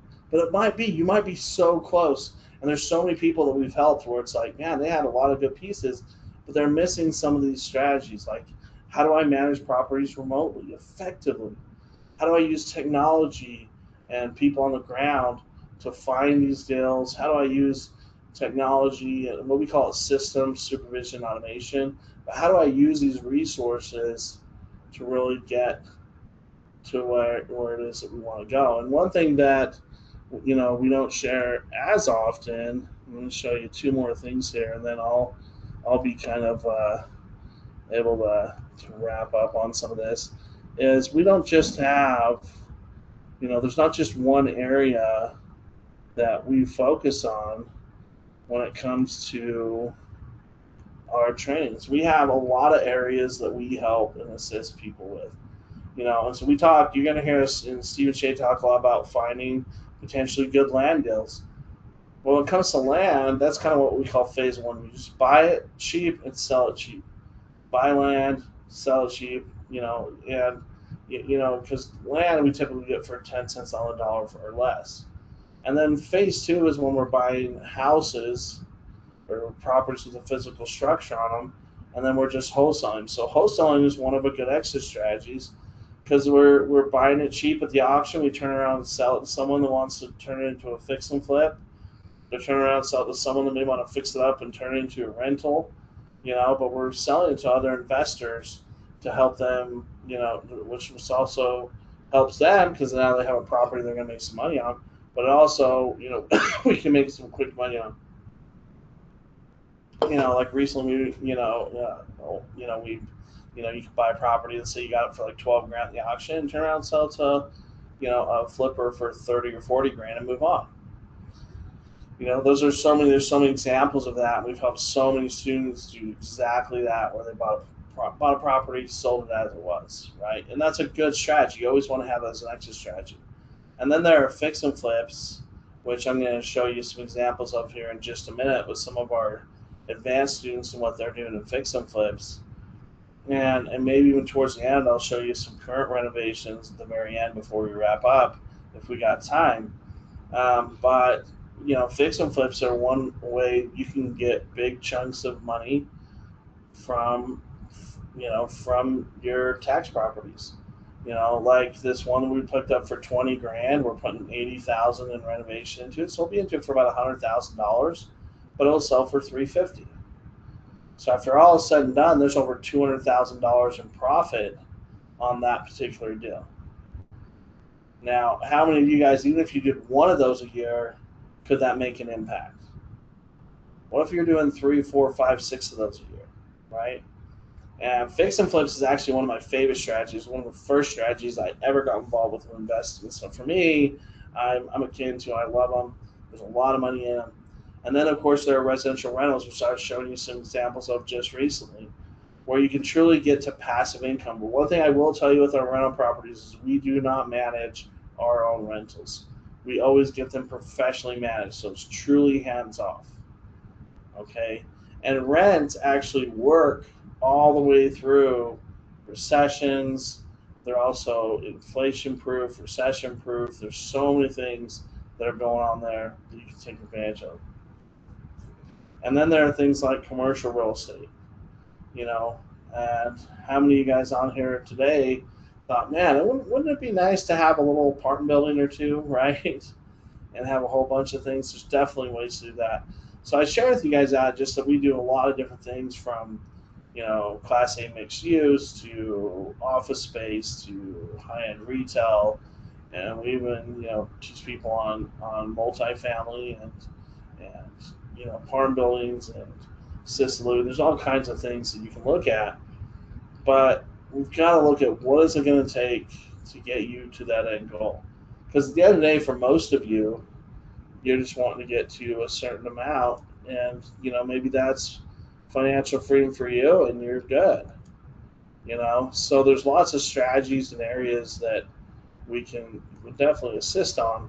But as we look at all of that, those are things that I would say be put into consideration for yourselves as you're moving along here, as you're moving forward.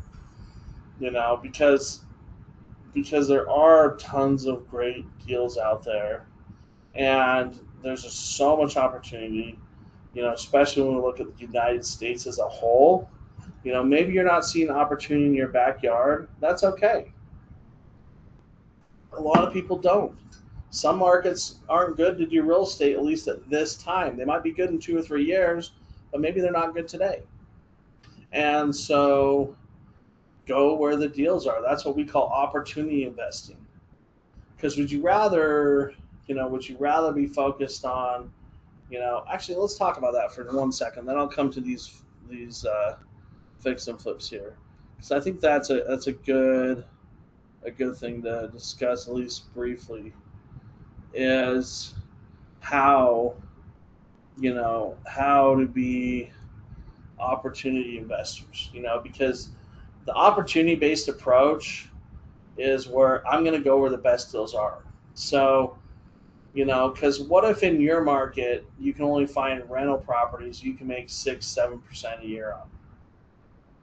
How long is it going to take you to build wealth? A lot longer.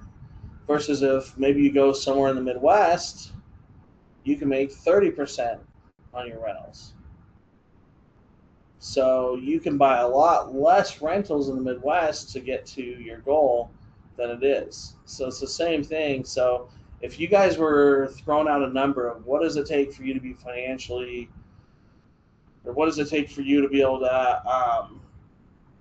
to be financially free? Some of you might say, hey, if I just had $5,000 a month, I'm good. Some of you say 10, 20, 30, 40.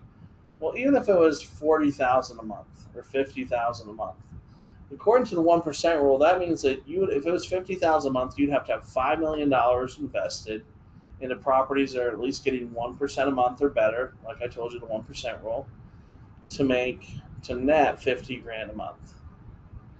Okay, and that would be your financial freedom.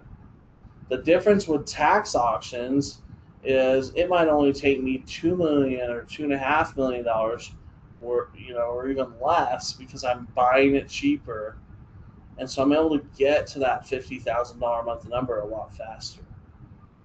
And so that takes opportunity over any other factor, over where it's located. Because I'd rather, same thing is true with fix and flips. Would you rather doing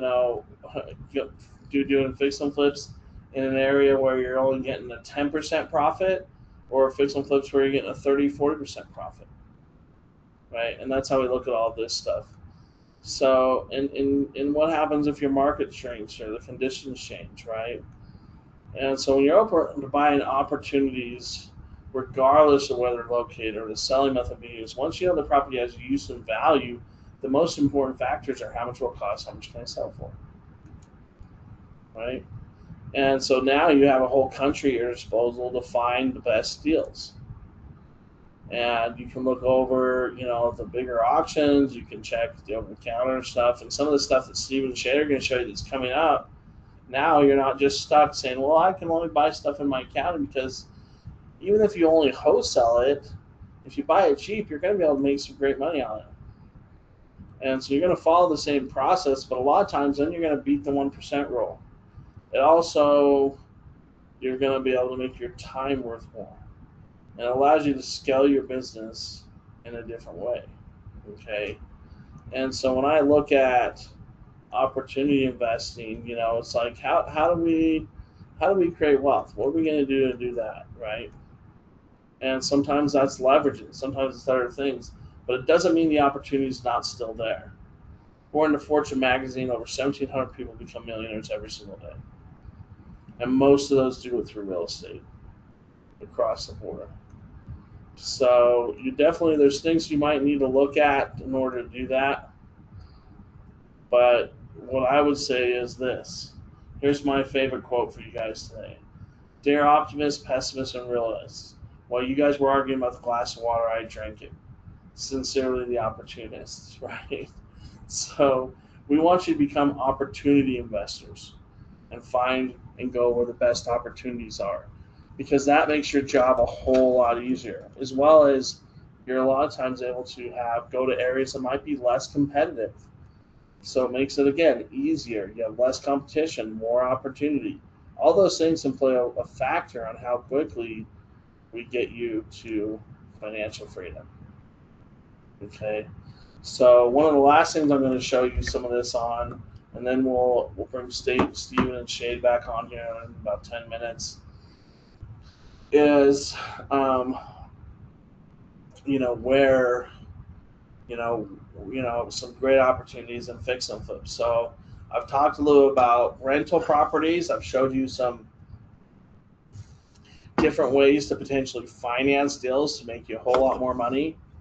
And I love wholesaling, rentals, and fix and flips are some of my favorite areas of real estate, and all of them make great income. So, the last one I'm going to show you is some examples of fix and flips we've been doing in a couple of different areas of the country, and these are real examples directly from our advanced students and some of the deals that they've done recently in the past 12 months. Okay.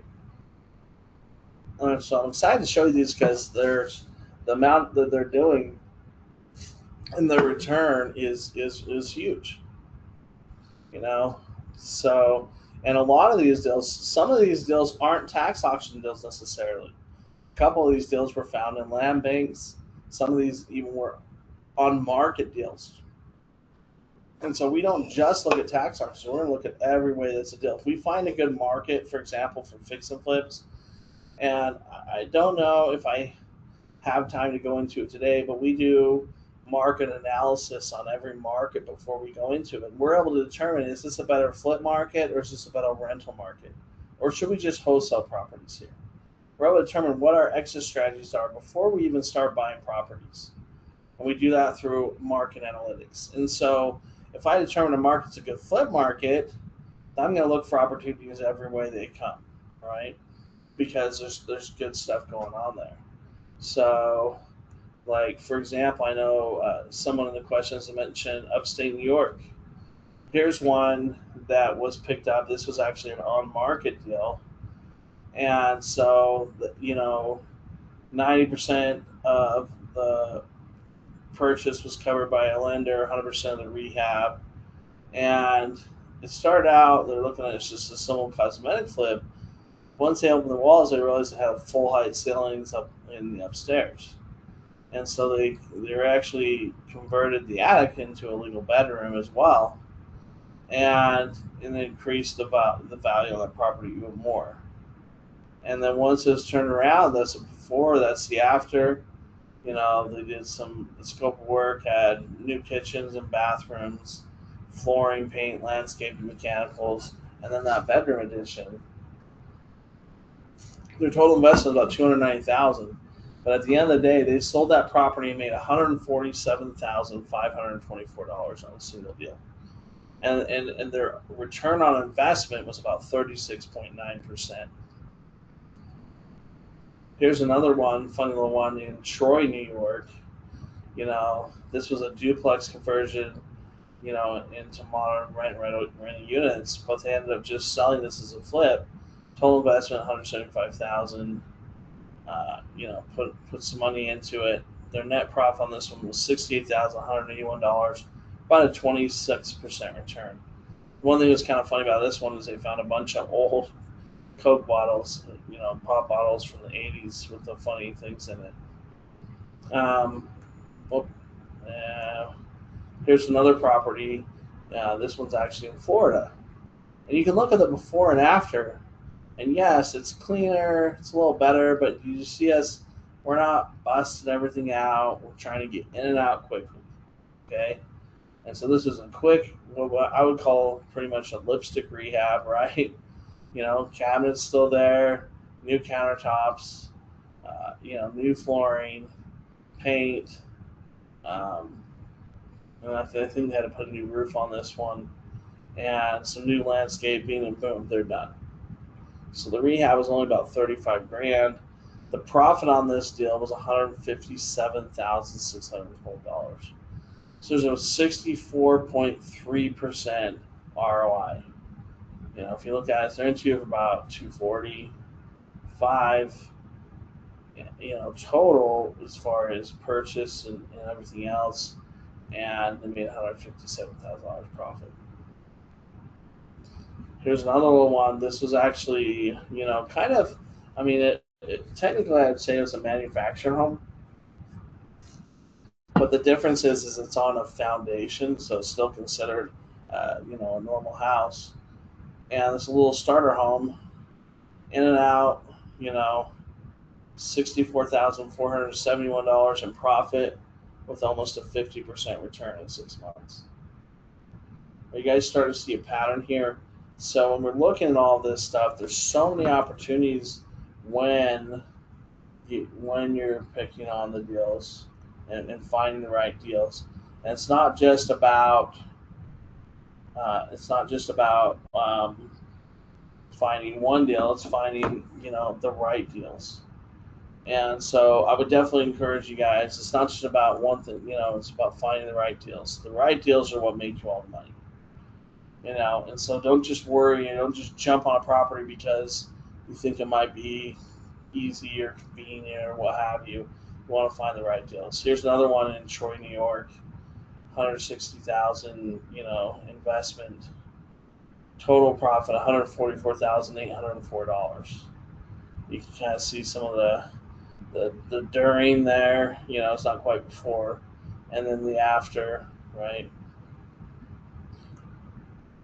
Here's another one in upstate New York, before and after. Now, obviously, this one needed a full kitchen redo, but when you look at that, again, $152,000 in profit and a 42% return on their investment. So that's where I talk about opportunity investing makes a big difference, because we're going to markets where there's huge opportunity instead of just trying to do it in our backyards. Okay. And there's ways that we do just so you guys know, all these fix and flips I'm showing you and all the fix and flips we do remotely. So we got about 13 renovation projects to complete in Arkansas right now. Guess what? None of us are in Arkansas right now. We're doing it all completely remotely. And so there's ways to have systems and softwares and tools that allow us to do that across the board. Here's another one in Florida, again, before and after. So this one had a little bit more work done to it. But again, the profit's $103,000 in Lake Placid, Florida. And they call it the lightning house because a freak storm rolled in and lightning struck a tree in the backyard while the crew was on site. So it kind of excited them. And the silver lining on this particular deal is they had insurance cover the tree open up in the backyard, make it look even bigger. And so it ended up really working out for them on this deal. So there's a few examples. Let's see, do I have any more? One more, sorry. One other property, here's a small one, Avonport, Florida. Again, 130,000, 66,679 of that is profit.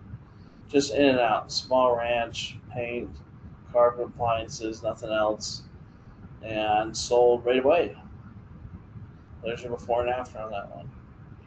Okay, so pretty simple stuff. I mean, not simple as far as actually, obviously there's a lot of little steps to making that happen. One thing that I want you guys to be clear about is there's so much opportunity out there across the board and all over this country if you're utilizing it. And my encouragement is that you do exactly that. And you'll be surprised at what you can find out there to really take advantage of to get you to where it is that you want to go. And for some of you guys, like I said, you're going to be coming from all different scenarios. So I pinned that ability for you guys to schedule a one-on-one appointment with myself or a couple of other strategists, which is Shane and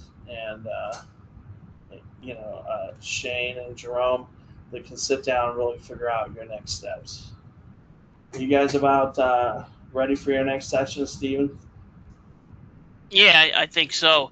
What's kind of interesting is you were going through and looking at, those different examples, every single week during either the trainings or the podcast, we're going through and looking at properties that you can make between 70 to $150,000 or more.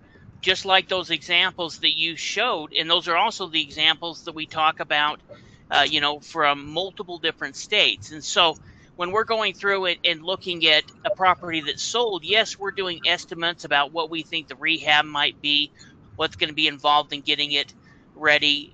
Are we going to either just turn around and flip it quickly, just clean it out, change the locks and sell it as is, or are we going to go through and rehab the property? But as you guys can see, there's huge opportunity out there. And Tom talked about, you do 3 deals a year that make you over 100 grand. That's $300,000 extra every single year by just doing 3 deals. Yeah, I mean that, and for a lot of people, that could replace your income.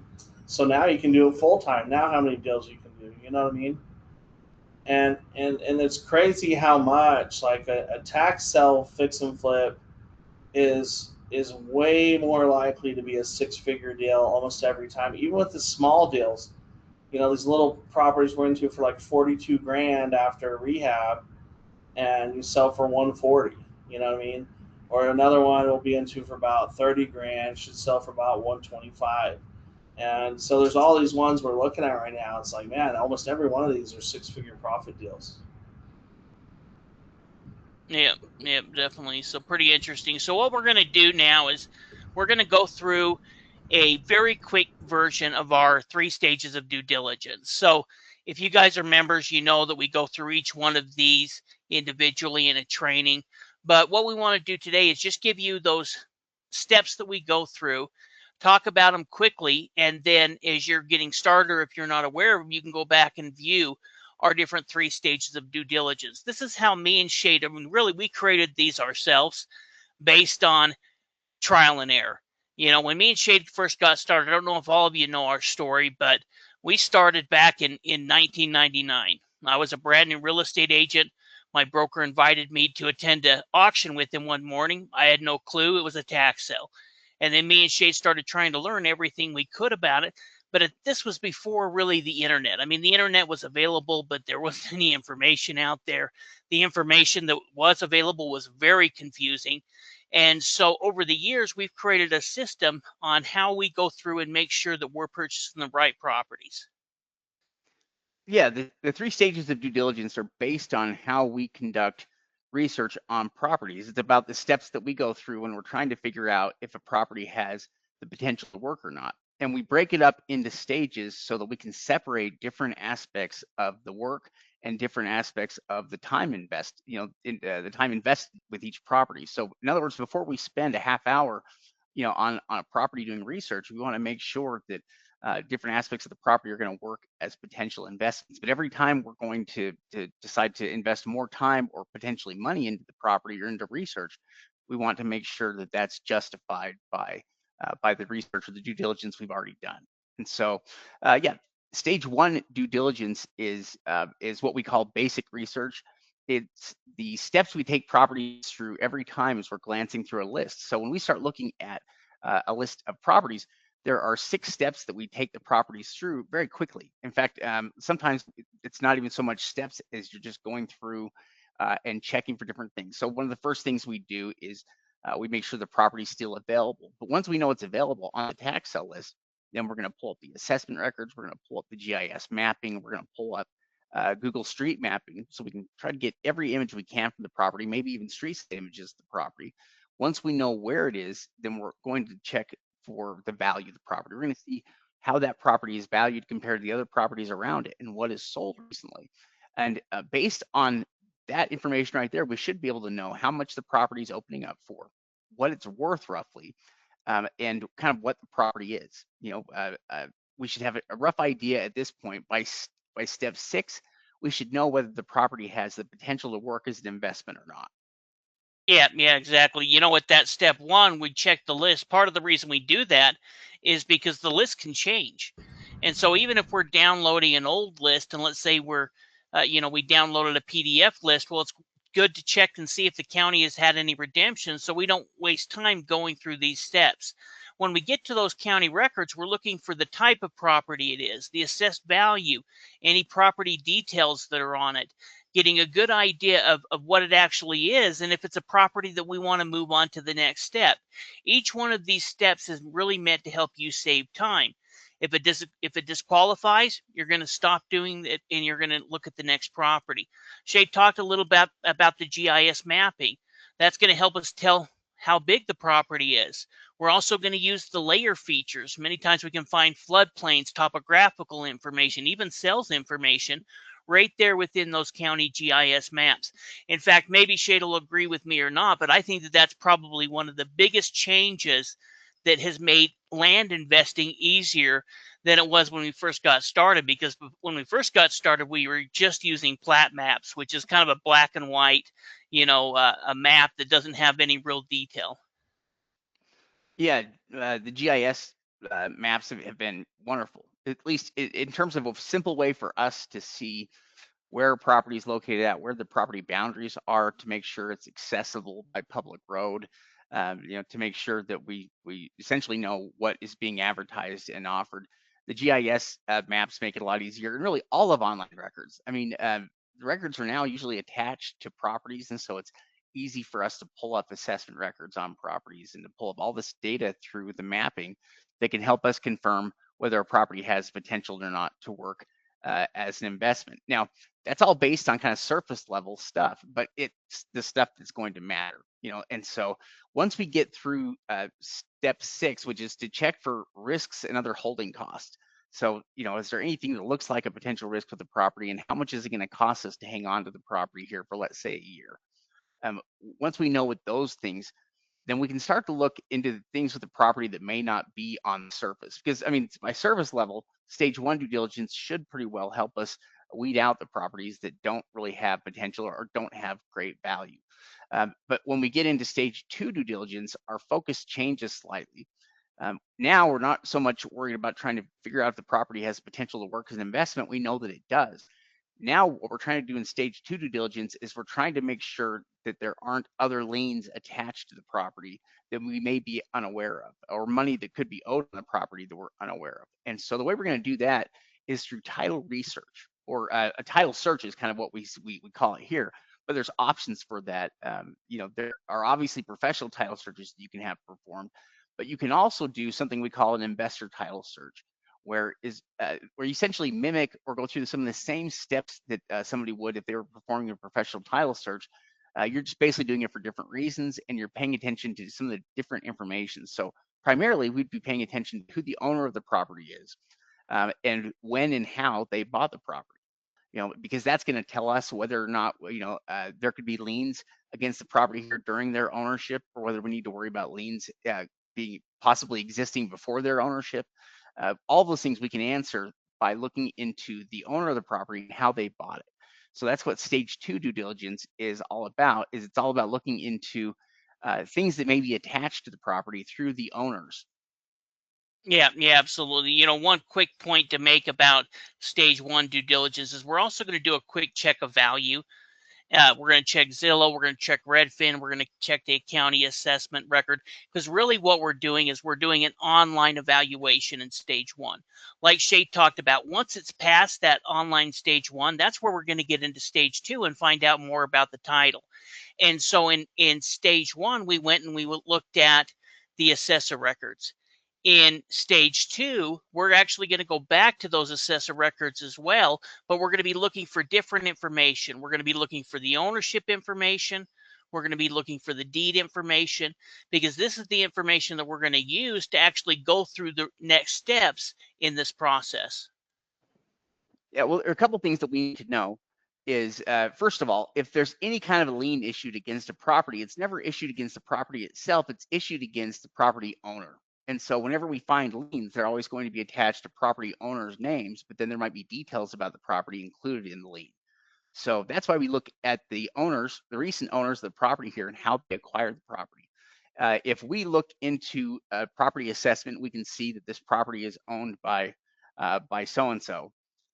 We can see that this person bought this property, let's say 5 years ago. And when they bought the property 5 years ago, they bought it using a warranty deed. Well, that's important for us to know. It basically tells us that when so-and-so bought this property 5 years ago, at the time of purchase, it was free and clear of any kinds of liens or encumbrances. Otherwise, it wouldn't have had that warranty deed placed on it at the time. But that acts as a backstop for us in the research that we need to do, because we know the property didn't have any liens 5 years ago. And so we know that we're looking for any liens that may exist against the property from, from that 5-point-year period and moving forward in time. So basically, are there any liens, or could there be any liens placed against the property during this person's ownership or tenure of the property? And when we see that, we basically know the names that we need to search for, under that owner's name, to look for anything that may be attached to the property. We also know some of the property details, like its assessment number, its parcel number, is more likely what it would use, and any other details there to help us identify the property inside those records for something like a lien. So when we do see liens, if we find a lien underneath that, under that name that we're searching, we can pull it up and see if the lien has any details on there that match up it to this property. Because there can be liens out there that exist against the property owner, but if it's not attached to the property itself, or if it's not, if the property information isn't listed in the lien, then we don't have to worry about it. Yeah, absolutely. So once we find that ownership information, we're going to locate the deed. Now, the nice thing is most of the time, the deed is going to be directly connected to the assessor records. If not, we're going to go ahead and look for the clerk or the recorder's office. In fact, we're going to look for them either way, because that's how we're actually going to research and do a lien search on the property. So as we start looking at the deed, we're going to look, what type of deed is it? Is it a warranty deed? Now, if it's a warranty deed, like Shade said, we can go ahead and just research that one owner's name, because we know when that owner bought it, it had a warranty deed. There wasn't any issues before it. Now, if it was a tax deed, a quitclaim deed, a certificate of title, anything other than that, then we'd need to go through and start doing what we call establishing the chain of title. Yeah, and establishing the chain of title is really about going back to the last point that property had a warranty deed. That is, and it's also checking any transfers that occurred in between then, and it's matching up names to make sure that the names are correct, and we don't see anything that seems off on it. We don't see a transfer that occurred there that doesn't seem to be mentioned or doesn't have the correct names here on it. That's generally what we're going to do to find liens against the property. We'll know by finding out how the property owner bought the property, how many names we need to search, and then also how many liens we can find underneath those name searches. So liens are actually relatively easy to find for us, at least on most properties. Occasionally there are properties that are tricky, but most of the time we can find liens against properties. So if we get through stage 1 and stage 2 due diligence, we've basically done our initial evaluation of the property, kind of done the basic research to see what the numbers are. We've gone through and done some research on the deed to the property and the history of the property to know whether there's any liens placed against it. But up to this point, we haven't done anything in terms of any kind of an on-site evaluation yet. We usually wait until the very end to try to do that, because properties redeem all the time. And we are, if we go and send somebody by to take pictures of property 2 weeks ahead of time, it's not uncommon for that property to redeem last minute, and for that, the money we paid to go out and get pictures taken, for that to be wasted. So we try to wait until the stage 3, or until close to the auction date, where we start this part in the process, where we start stage 3, which is, this is a final review that we do to determine the condition, the value of the property, and what our maximum bid is going to be. And what stage 3, the first part of what stage 3 is about, is it's about performing an on-site evaluation. We did an online evaluation in stage 1 due diligence when we kind of figured out what the property is. But if there's any kind of improvements that are involved, like let's say we're dealing with a home, well, we can do an online evaluation, but it's not necessarily telling us what the condition of the property is. It's not necessarily telling us about things we may need to look out for. For instance, the property could have burned down 2 weeks ago, and we wouldn't know about that unless we went and drove by the property or sent somebody to go and drive past the property. And that's what this is all about, is getting images of the property so that we can try to accurately determine what the condition of the property is, and then try to set a solid number for the value. We need to know what the condition of the property is in order to kind of set an accurate number on what we think the value of the property is. Yeah, in fact, all of these different steps, me and Shade really had to kind of figure out on our own.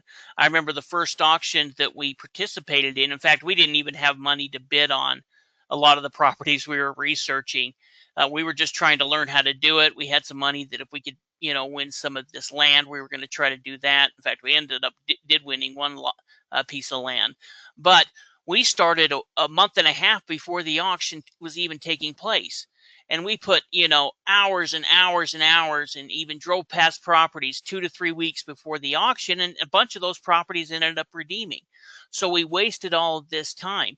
And so when we're doing that on-site evaluation, we're going to wait until as close to the auction day as possible before we actually are going to go out there and get current photos. But if you're buying a structured property, a home, a commercial property, anything like that, you need to do an on-site evaluation. That is the quickest way you can lose money. It's interesting, and Shay can even talk about this even better than me because he's attended quite a few auctions last year and this year, where we've drove past a property and we've seen that this property has a tree fallen on top of it, or all of the windows are busted out and the front door is open, and if you were to look back even 6 months or a year ago on the online information, hey, it looked great.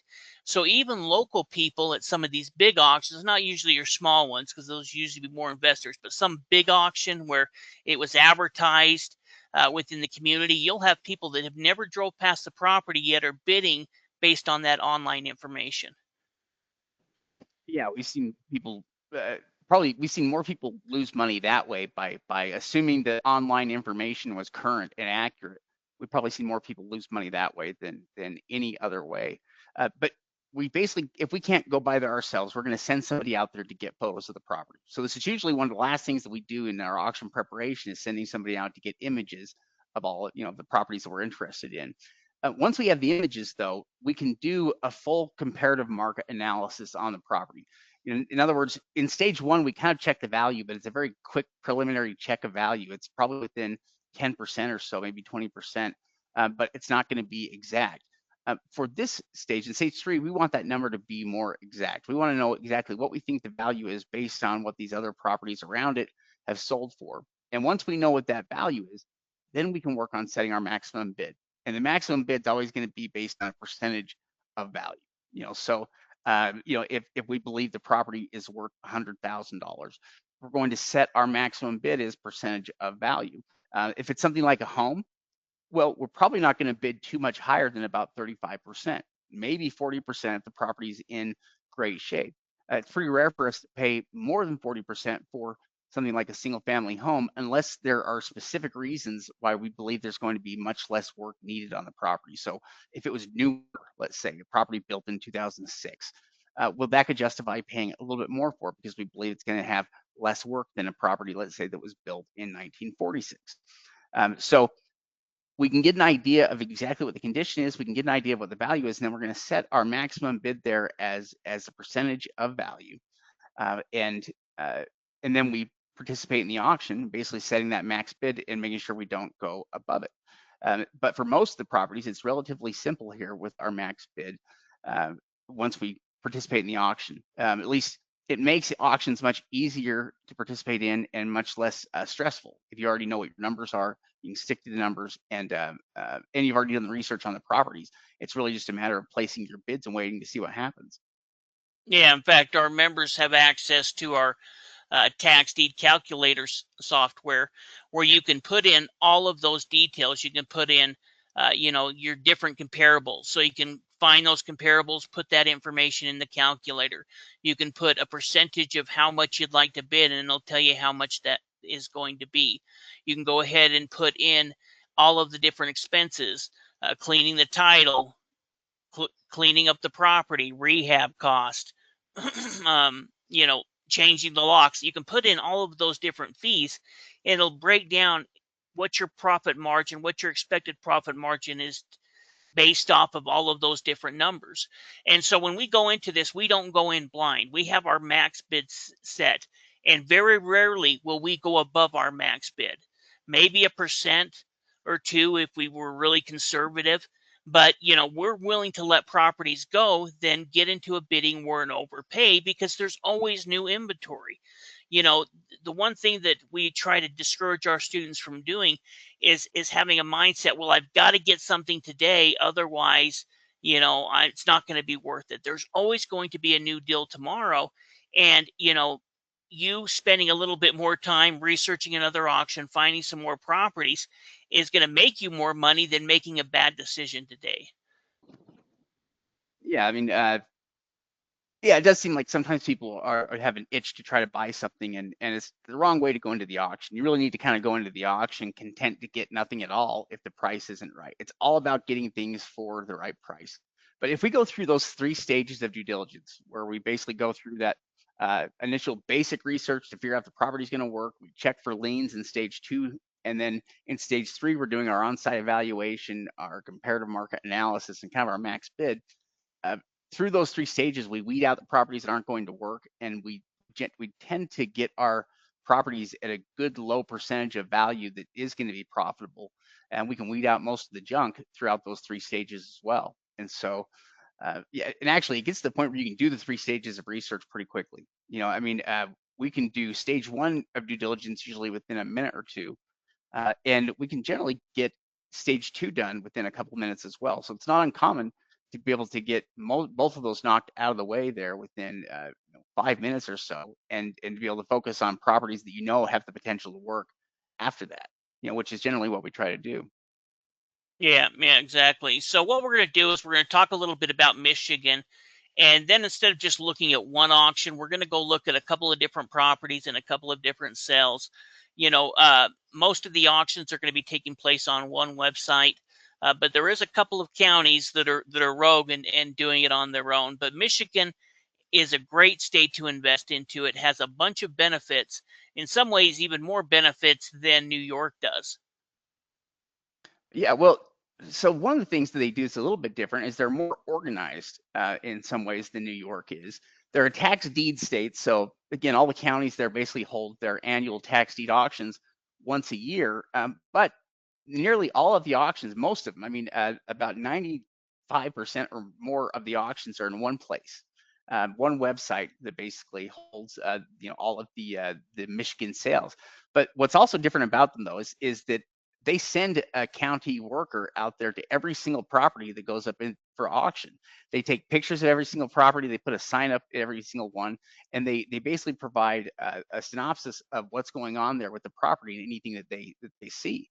And they tend to be pretty great. They're pretty good at doing property evaluations and at pointing out any potential problems that the property may have. They also include lots of images of the property, which is something, again, that makes Michigan unique. There are not too many states that provide us with current images and full images, including interior. And so all those things kind of add up to make Michigan opportunities pretty good. It's all online auction here. We get pretty good photos, and there's great properties there. We've been participating in the Michigan sales for a long time.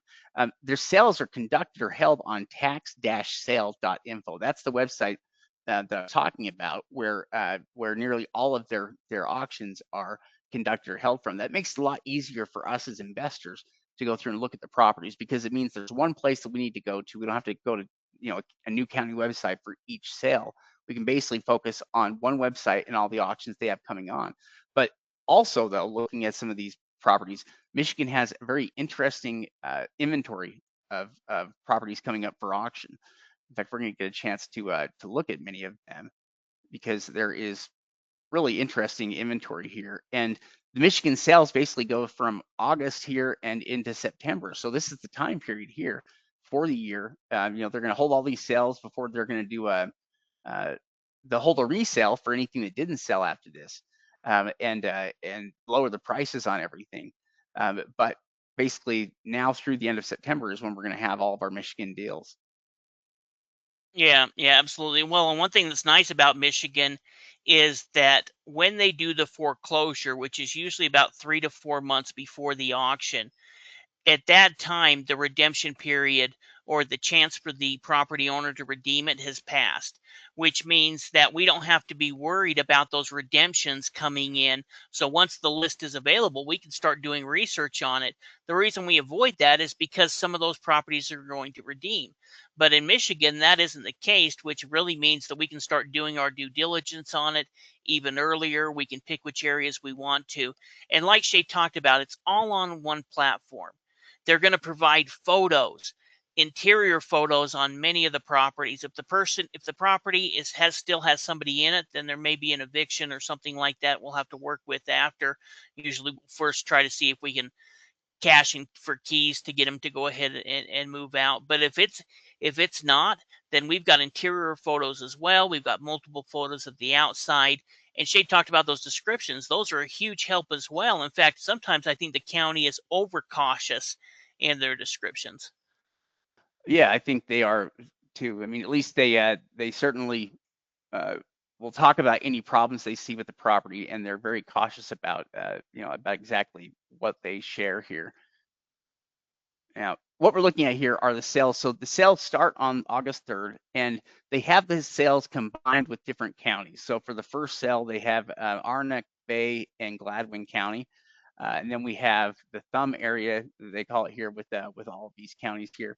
When we click on one of these, it'll show us the list here with all the properties that are listed there. Now, you can also set up an account on tax-sale.info. It's free to set up, but setting up an account allows you to see more pictures, more images of properties. And so, we can get complete full inside images and exterior images here of properties. We can tell if properties have problems here, major problems, or if they are decent properties.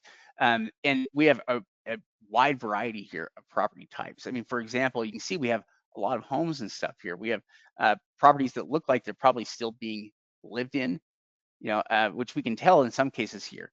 They'll tell us if the property is still being lived in or not. And it looks like this one actually may have it. Let's see if this one has interior images here for us. Certainly, you can see they have a lot of exterior images showing us everything from the outside of the property here. We can see it has like a wheelchair accessible ramp there going in. We can still has the utilities there hooked up. Well, let's see if we've got, there we go. Well, and what's interesting is they also pick out and take photos of anything negative on the property, multiple photos. And so it really helps us in determining what the interior condition is, which is going to help us make a better decision on what our max bid is going to be. Yeah, which, I mean, this is wonderful for us to see. We can tell when if there's a lot of personal items there at the property, or whether what the overall condition of the property is. And this property is in overall very good usable condition here, just like it is. I mean, at some point this kitchen was updated here, probably in the 90s or early 2000s here. And the other things we can see about the property is it's all dry. We don't see any major problems here with it being wet.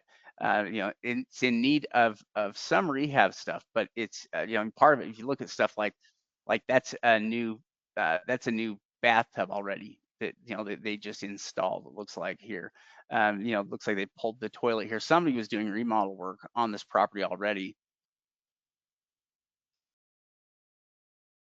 You've got some old wood floors there, but you see that it's quite a few interior images that we get of the property here, as well as some other details. Now, what's nice is we've got this with every single one of these properties that they have, at least with the interior, things like homes. If the property is accessible and they can get inside it, then they will take interior images. If it's still occupied, then they'll just say that it's occupied, and they'll take a bunch of pictures from the outside. But it's also not just residential stuff. It's also commercial properties. It's farm properties. I mean, this right here is a good example. This is a storage building on 20 acres. And they've got the SEV set at 39,000. That stands for state equalized value. It's about half. Basically, you need to double it in order to figure out what the assessed is. So they would say the assessed on this is about 78,000 is about where they would put the assessed on this. But if we look at it, yeah, I would say the market is 3 to 4 times that. yeah, probably, and probably easily here. So yeah, they are showing us here that they've got access to water. The building itself is fairly new construction. You know, we can see that just kind of by looking at it, that it is relatively new construction. And they also talk about the building there in the comments. You know, they've got quite a few things to say here about it. You see all the utilities here. And there's also still personal property in there. Clearly, you know, there's still, you know, they still have the tractor in here. They still have, it's a humongous building. You can see that they did have all this work performed. They have cooling in the building as well. And Yeah. I mean, yeah, I don't know the cost of that building, but I would think it would had to have been, you know, probably 3 to 400,000. I would think by the size of it and everything that's involved with it, it would take a lot of money to replace it. And like Shay talked about, it's new. So this is why looking into the market value is so important. But then if we go down and look at the comments, I'm sure they'll tell us a lot more about it as well. yeah, and they tell us exactly where it's, you know, how it's located at. You know, this appears to have been a location for processing plants, possibly a site for growing as well. But most of the equipment has been cleaned up, mostly full of drying racks. There is farm equipment parked inside and around the building, large commercial pump system and upgraded electrical panels, 3 100 amp modern panels. Uh, Electric meter is still hooked up. The concrete pad on this building is immaculate. The building was very cool and it was hot and sunny outside. This thing must be very well insulated, aluminum exterior and interior. The building is separated by 2 large rooms. Electrical outlets are plentiful. This is a beautiful built building and could have many uses. The people who built this seem to know their stuff. Property also has 20 acres of mostly flat land. The possibilities with this are endless. Yeah, and they even say there, don't miss this one. This is a great opportunity for an adjacent landowner to increase their property size, or could be the location for a fresh build. If you're considering development, please contact local planning or zoning. And they're right about that. This would be ideal for, let's say, an adjacent owner to pick up, or to go after. Yeah, I think this is a pretty cool property here. Oh, by the way, the tax deed evaluator here that we've got pulled up here, I think that's on the coaching forms page here. We'll pull that up here in a minute. And the members form. Oh, yes, and the members form here. In fact, yeah, we'll see if we can pull it up here for you. Now, there are quite a few incredible sales here. It might be interesting just to pull up a few of these properties here and take a look at them. So let's go. All right, let's do this. Let's go down here and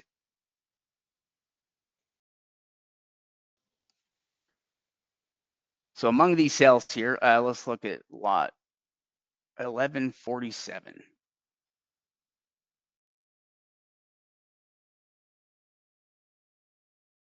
And it is this property right here. There we go. So this here is a 2-story house with a garage on 12 acres. You know, we can see that it does sit on 12 acres. If we want to see about what the land looks like that it's sitting on, we can see the property boundaries right there. About what the lot looks like.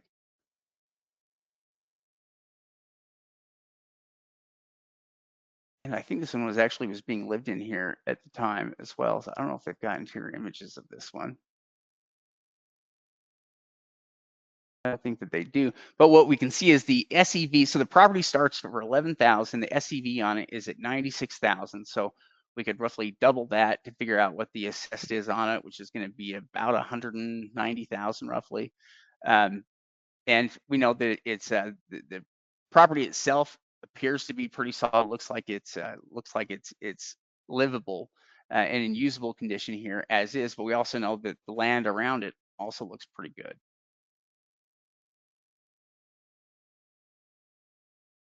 And there's so many different examples like this.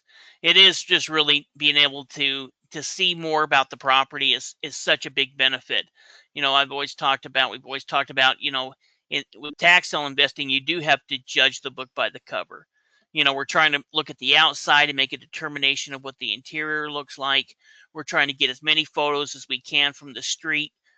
So we try to get as many angles as we can.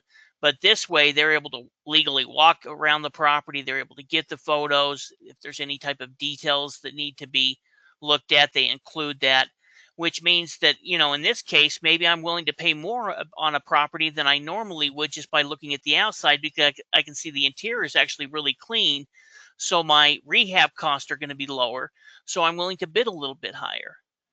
Yeah, I mean, on some of these properties, it's going to justify it based on condition. Other properties are kind of oddballs or have unique opportunities. So, for instance, this is one that has both it has commercial and residential property on it. This is a commercial lot with an auto shop on it, but it also has a separate home that is attached to it. So, let me see if I can show you here, kind of an overhead here of the property and about where it's located at here. And yeah, what you'll be able to see is we have this part is the auto shop, that we can see here. It has this nice bay door here. It looked like it had a good size lot as well to it. Yeah, it is a pretty good sized lot. And then this is the residential home that is sitting next to the shop. And so this is both a commercial property and a residential property as well. And it opens up at about 20,000. The SCV on it is 107,000. So about 214 is about what the assessment on the property is, depending on what it bids up to. But you can see that is a property that's going to have some opportunity with it. Yeah, well, and we always recommend, like we talked about in stage 3 due diligence, to go through and look for good comparables, good properties that have sold, so that we know actually what the value is. Because some of these, maybe, let's say the assessed value is 100 grand and it's maybe only worth 105 or 110. And in different counties, that assessed value may be totally different. Like that was a beautiful home that you were looking at earlier, Shade. I don't know when it was a really new looking home, but Yeah. uh, in that case, maybe it's worth $50,000 or $100,000 more when we actually look at the comps. So the assessed value, the Zillow value, the Redfin, that just gives us an idea. We're going to find out from there what it's actually valued at to determine what our high bid's going to be. Here's another interesting one. So this one is it's a 2-story house on 4.25 acres that's on the river. But what's interesting about this house is that it was basically it was abandoned, or they left the house after they did everything on it. But you can see that the house was a kind of a newer construction, had a lot of newer work on it. We can see all the new work here that is done on it. It had kind of a separate garage and shop space there to it. Actually had a couple of different separate garages and shop space here to it. And let me just show you here. So it was abandoned. It's been abandoned for a little bit. You can tell that it's a little bit overgrown. But at the time that they were there, they sunk a lot of money into this property. I mean, that's a brand new AC system that we can see hooked up there on the outside, along with utilities there from this image. Brand new windows. You can see, I think it's got a well here on it. And they also have interior images. We can see there's also solar, that's been Yeah, I was going to installed here say on the that property. solar, and Yeah, then you've got, all of that big skylight up at the top as well. yeah. And it's clear that they were doing, there was work that was ongoing with this property. It was probably, an ongoing project here. You can see it still has a couch that is inside there, and some of the furnishing are still there. But here we can see the interior of the property. And yeah, this is definitely one that somebody probably, they built maybe long term. They were doing things here to finish up the property, but it turned out pretty nice, and it's pretty well property that's usable as is. There isn't really much of anything you would need to do to this property to change it in order to make it usable. It pretty much is usable just like it is. It's just a matter of getting the utilities hooked up. but everything here is pretty much usable just like it is. There's a furnace sitting right over. Oh, maybe that's a second furnace. Yeah, in fact, there's 2 of them there. Oh yeah, there's 2 furnaces.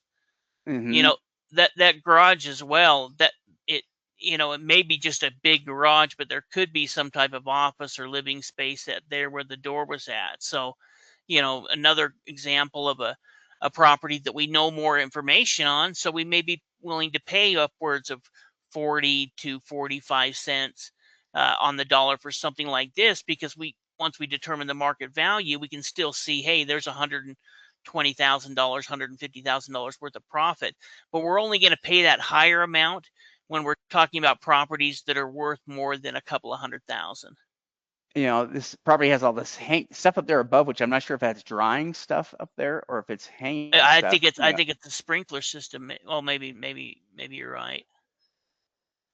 I first thought it was a sprinkler system, like Yeah, for fire. I think they did. I mean, I think they were doing a large scale grow operation here. At least, we see some of these large containers here for with stuff in it. Yeah, you can see it is a nice lot. Oh, and the property is right on the river as well. It actually has a dock and a slip there. Oh, that's awesome. Yeah. Yeah, nice property there. It starts at 23,000, has an SCV of 151, so assessed on it is about 300,000 or so. But this looks like they'll definitely be going to auction. There's another furnace right there. It has quite a few furnaces here on this property. Yeah, there's another one. Yeah, yeah, quite interesting. But there's so many properties though that I think are very cool properties. Very usable properties here. Oh, let's look at one more here. In Algier County here. Yeah, I mean, really, we could spend an entire day, just looking at awesome deal after awesome deal that are coming up within the next 30 to 45 days. Yeah, I mean, so many awesome ones. So check out. There's also acreage all over. I mean, you see that we've got 10 acres here. We have 6.3 acres here. You've got all of these. You've got nice acreage properties here. There's a farmhouse here with 18 acres right here. This right here is another farmhouse here sitting on 46 acres. And this one has an SCV of 93,000. So we probably put the assessed value at about 196 is about what we would say here on it. And we go to look at it, and yeah, another property that's in great shape, has a ton of land. Look how big that building is, and Yeah, that's that's a metal massive. roof on it. Somebody added the metal roof here to it. I don't know if it's stables or a big garage. Oh, No, it's a but that's big garage. yeah. There's a big garage there as well with this property. Yeah, we can see with this house. It's a modular home. You can kind of tell, a modular home design here. With additions. Yeah, and a full basement basically. Yeah, basement on it. That's kind of Mhm. rare with the manufactured home. Well, and with a full foundation, like it has it has a fully poured foundation basement there with windows and everything, and it's dry.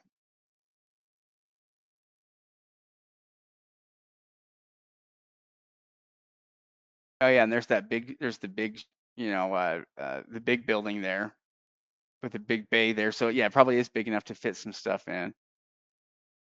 It almost looks like they built it but didn't quite finish it, because it looks Yeah, like it's pretty new construction. The wood all looks new on there. They've got everything done. They just didn't put in those windows yet. yeah. Yeah, that's an interesting one there where you can get the property and 46 acres there with it, so it has kind of the best of both worlds there. There's that one with 18 acres here of, of usable land there as well. So we can see this one is at SCV of 52,000.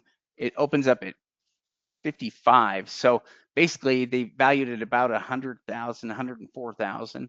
And you can see that it has a great lot here with it. Right here. And the house also looks like it's fairly usable here, but I think it's 18 acres here.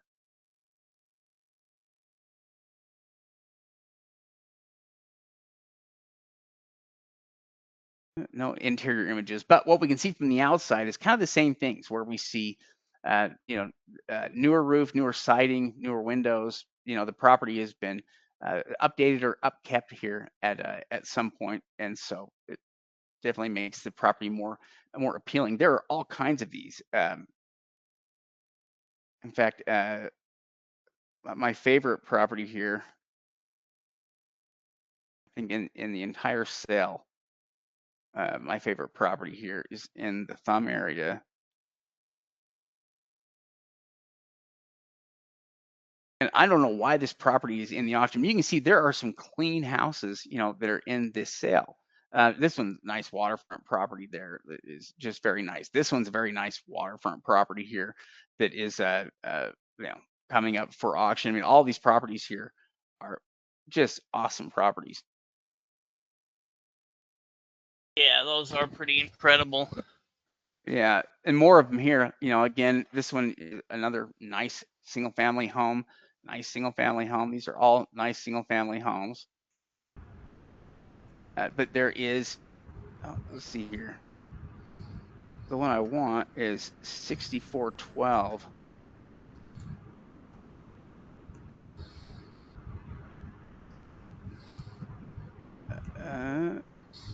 Yeah, we'll look at one more, and then we'll answer any questions and kind of wrap it up. But hopefully this has been educational for you guys. We love seeing investors go out there and make money with tax sale investing. We've been kind of doing this our whole adult lives. We love seeing people have success. We love getting testimonials. So that was an interesting one right there. Yeah, this is my favorite one right here. I don't know why this is up for sale, and the SCV is most certainly wrong. It's not correct at all. So this sits on 13.5 acres, and they say the SCV on it's 52,000, which would put the value at 104,000. But it's just not accurate. If we take a look here at it, this is a brand new construction, and it looks to me like it's a man cave house. Like if you were going to turn your man cave into a house, that's what this would be. This is a man cave house because most of it is garage. Yeah, me and Shade have been drooling over this one for weeks. Yeah, it's a huge building here with tons of space, on a nice big lot. It's brand new, done, and yeah, they have it listed here like it's definitely going to go up for auction. I mean, you can tell just from the size of those two bay doors right there, it can fit a lot of space there. We'll see what it sells for, but it's definitely way nicer than 104,000. It's probably worth more like 300,000. Oh, I think even more than that. I mean, that building alone it's massive. It probably tells us how many square feet it is, but to replace that, to rebuild that, I don't know how you could do in all of the concrete work and everything. I don't know how you could do that for less than $500,000. Yeah, and I think that's probably true. Yeah, and so if the property does sell at auction, it is going to sell for a great price, I'm sure. But there's a lot of properties in the sale that could sell at great prices and that are really good opportunities. So many of these houses here, you could probably pick up for 20, 30,000, maybe slightly more. So some of them maybe slightly less. And these are usable houses, just like they sit right now. I mean, there are going to be some good deals that'll be coming up here in these sales, and all these sales happen in the next 4 weeks. Yeah, absolutely. So we've got Tom back here. We'll go ahead and answer any questions you guys have and kind of wrap up today's training.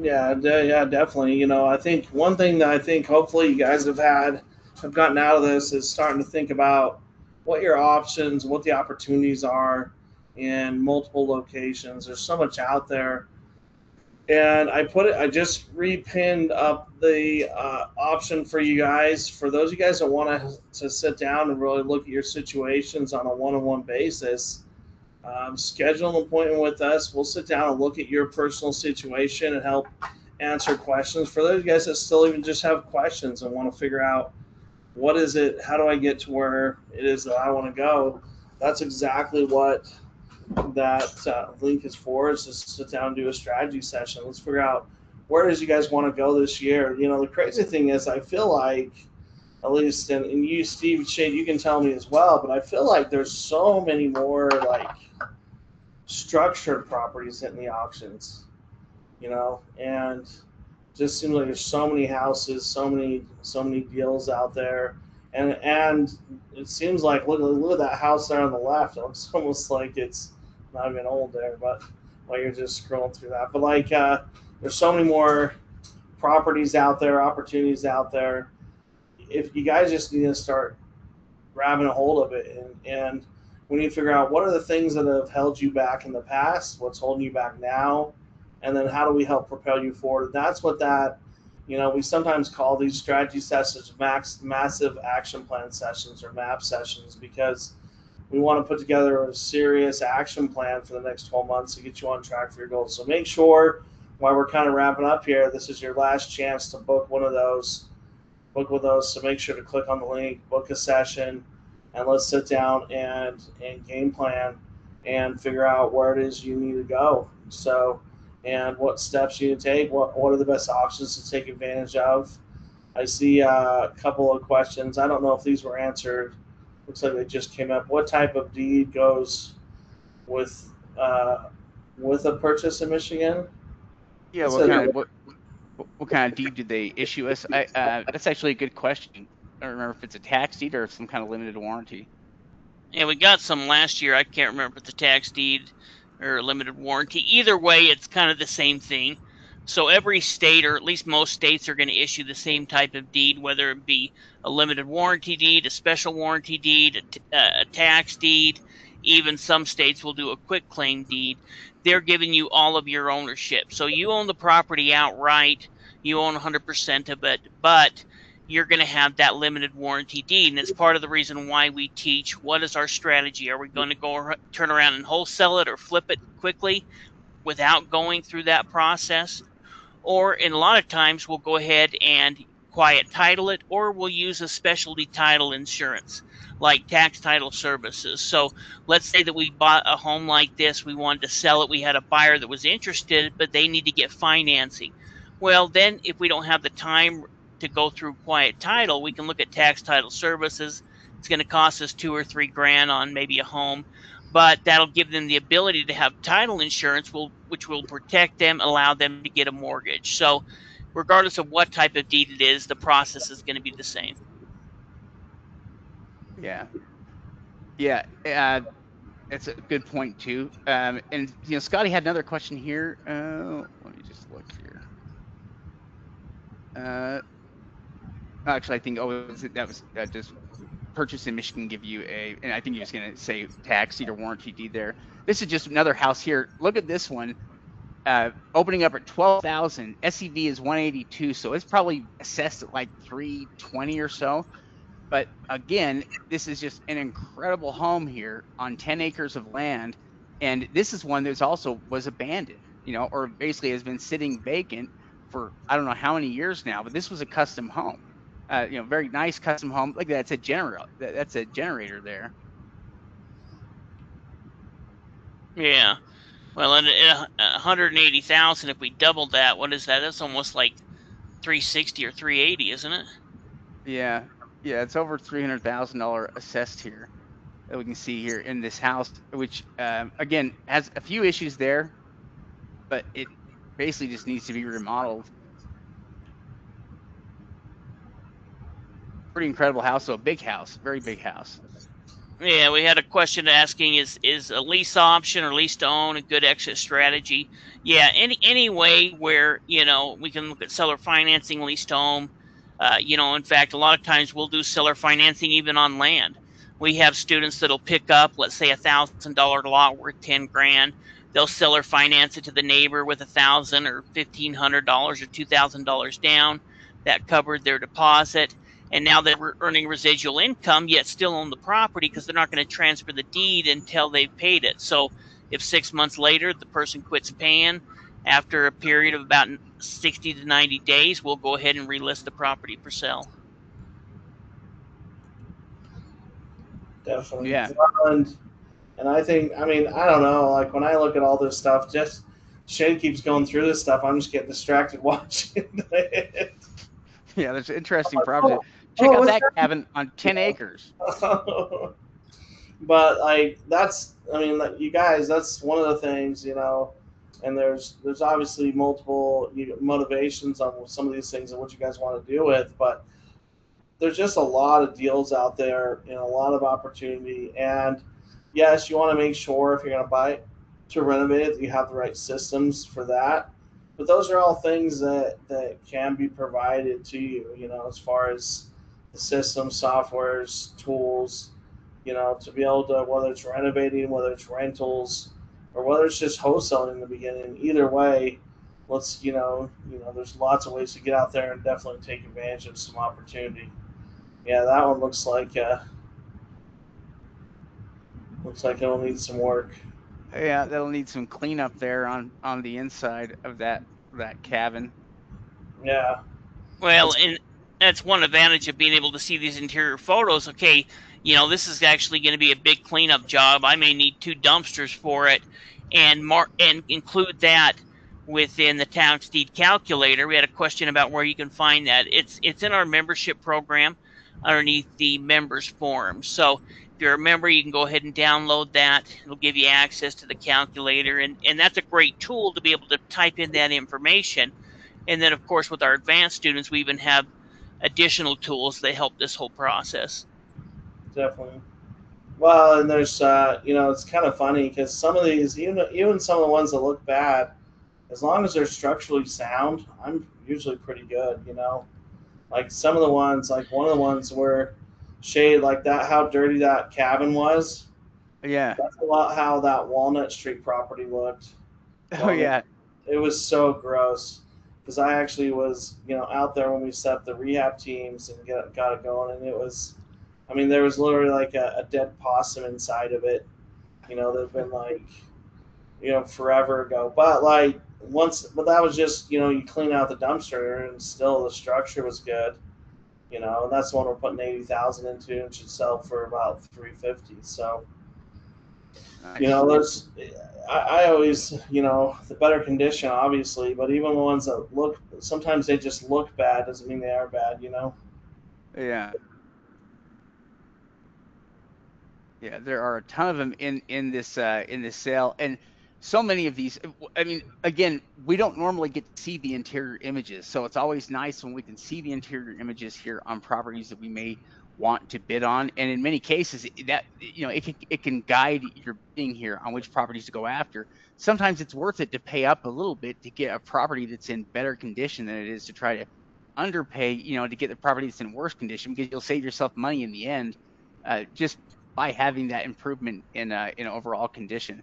But yeah, there are so many properties here to choose from, and this is just Michigan we're looking at here, right? We're not even talking about the 1,000 properties or 2,000 properties that are for sale in New York, or all of the Arkansas properties that are selling, or Minnesota or Virginia properties, that are coming up at auction. We're Or only Illinois, skimming Illinois. Yeah, we're only or even skimming the Florida or surface. Texas. I mean, for location based, we have students that are doing great in Texas. Even students within Georgia, which they got to attend the auction. But there's some interesting things happening in Georgia. There's opportunities. In fact, now that Colorado has moved over and now are a tax lien and tax deed state, still similar to Florida, we saw one of the very best deals we've seen all year in uh, in Colorado, where a 450,000, 400,000, well, I'll be conservative, $400,000 home sold for under 30 grand. So there's these kind of deals out there. That's what we try to provide with the membership, is providing you all of the auction list and the training to be able to help you. And then with students that work with us one-on-one within the coaching program or some of our advanced training, that's where we're helping you evaluate them and go through each one of these steps so that you're prepared and you know how to be able to do this and be able to make money with this investment strategy. One last thing to add is part of the reason why we've been talking recently about probate sales and bank sales, even IRS sales or treasury sales. Any way that we can make money through auctions and we can pick up distressed or discounted properties, we're going to be interested in it. And there's even a great opportunity right now with just mortgages or mortgage sales, bank sales. Yeah, there's a lot, and you guys have just been showing Michigan, but we're seeing a lot of good stuff in Texas recently. I've been watching a lot of houses worth 400 grand, selling for under 100. You know, with 6 month redemption periods. You know, we're seeing. I mean, it's just you guys. If you're not taking advantage over the next 3, 4, you know, this year into the next few years, you're missing out on kind of the similar opportunities to what we saw during the last recession. That's what's going on. Oh yeah, yeah. In fact, here's a couple of examples here, just to show you how good these really are. Okay, here, this is a little commercial property here. It sold for 30,000. You know, it's valued at probably 150 plus. You can kind of see it's nice and clean though. We've got interior images of it. Everything in this auction here pretty much sold for under price or under value. And we see there's a nice looking house that sold for 40,000 here. Let me show you here. Somebody here bought for 22,000. Somebody here picked up 2 rentable, usable properties here. You know, actually two separate addresses here on them, you know, for rent. They picked up for both 22,000 total, and it probably valued at 150 to 200,000 total. I mean, they picked it up for about 10%. Yeah, well, and Tom showed you guys some examples earlier of properties that we, you know, have done deals with in New York. Our students have done deals with, where, you know, a place like New York, a lot of people are, well, I don't know about New York. Well, there's a great opportunity, and if we can get additional information and buy property there, then we don't care where it's at. That's where that opportunity-based investing, that opportunity, you know, mindset really comes into play. Definitely. Yeah, it's just, you know, and when you can make those kind of margins on fix and flips, the way I was showing you, 30 to 60% net profit margins. I mean, $200,000 house, you're making, you know, 100 grand on, you know, $150,000 house, sometimes making almost that. So it's crazy, and I know we're almost even over our time, but if there's any final questions, you guys, now is the time to ask. You know, we're definitely going to be wrapping up here, and so I hope you guys have had you know, some great information. I think we've gone over some amazing things, and yeah, we want you guys to go enjoy the rest of your Sunday. Make sure that you get the chance to book an appointment if you haven't. You know, some of you guys, you know, I see quite a few people have, and yeah, let's get out there and make it happen. See a couple. Yeah, absolutely. Absolutely. Well, thank you everybody for joining us. We really do appreciate your time. You know how to reach us if you have any other questions, but yeah, get registered for some auctions, get participating in some sales, because there are great opportunities out there. Yep, absolutely. Thanks again, everyone. Have a good day. All right, take care.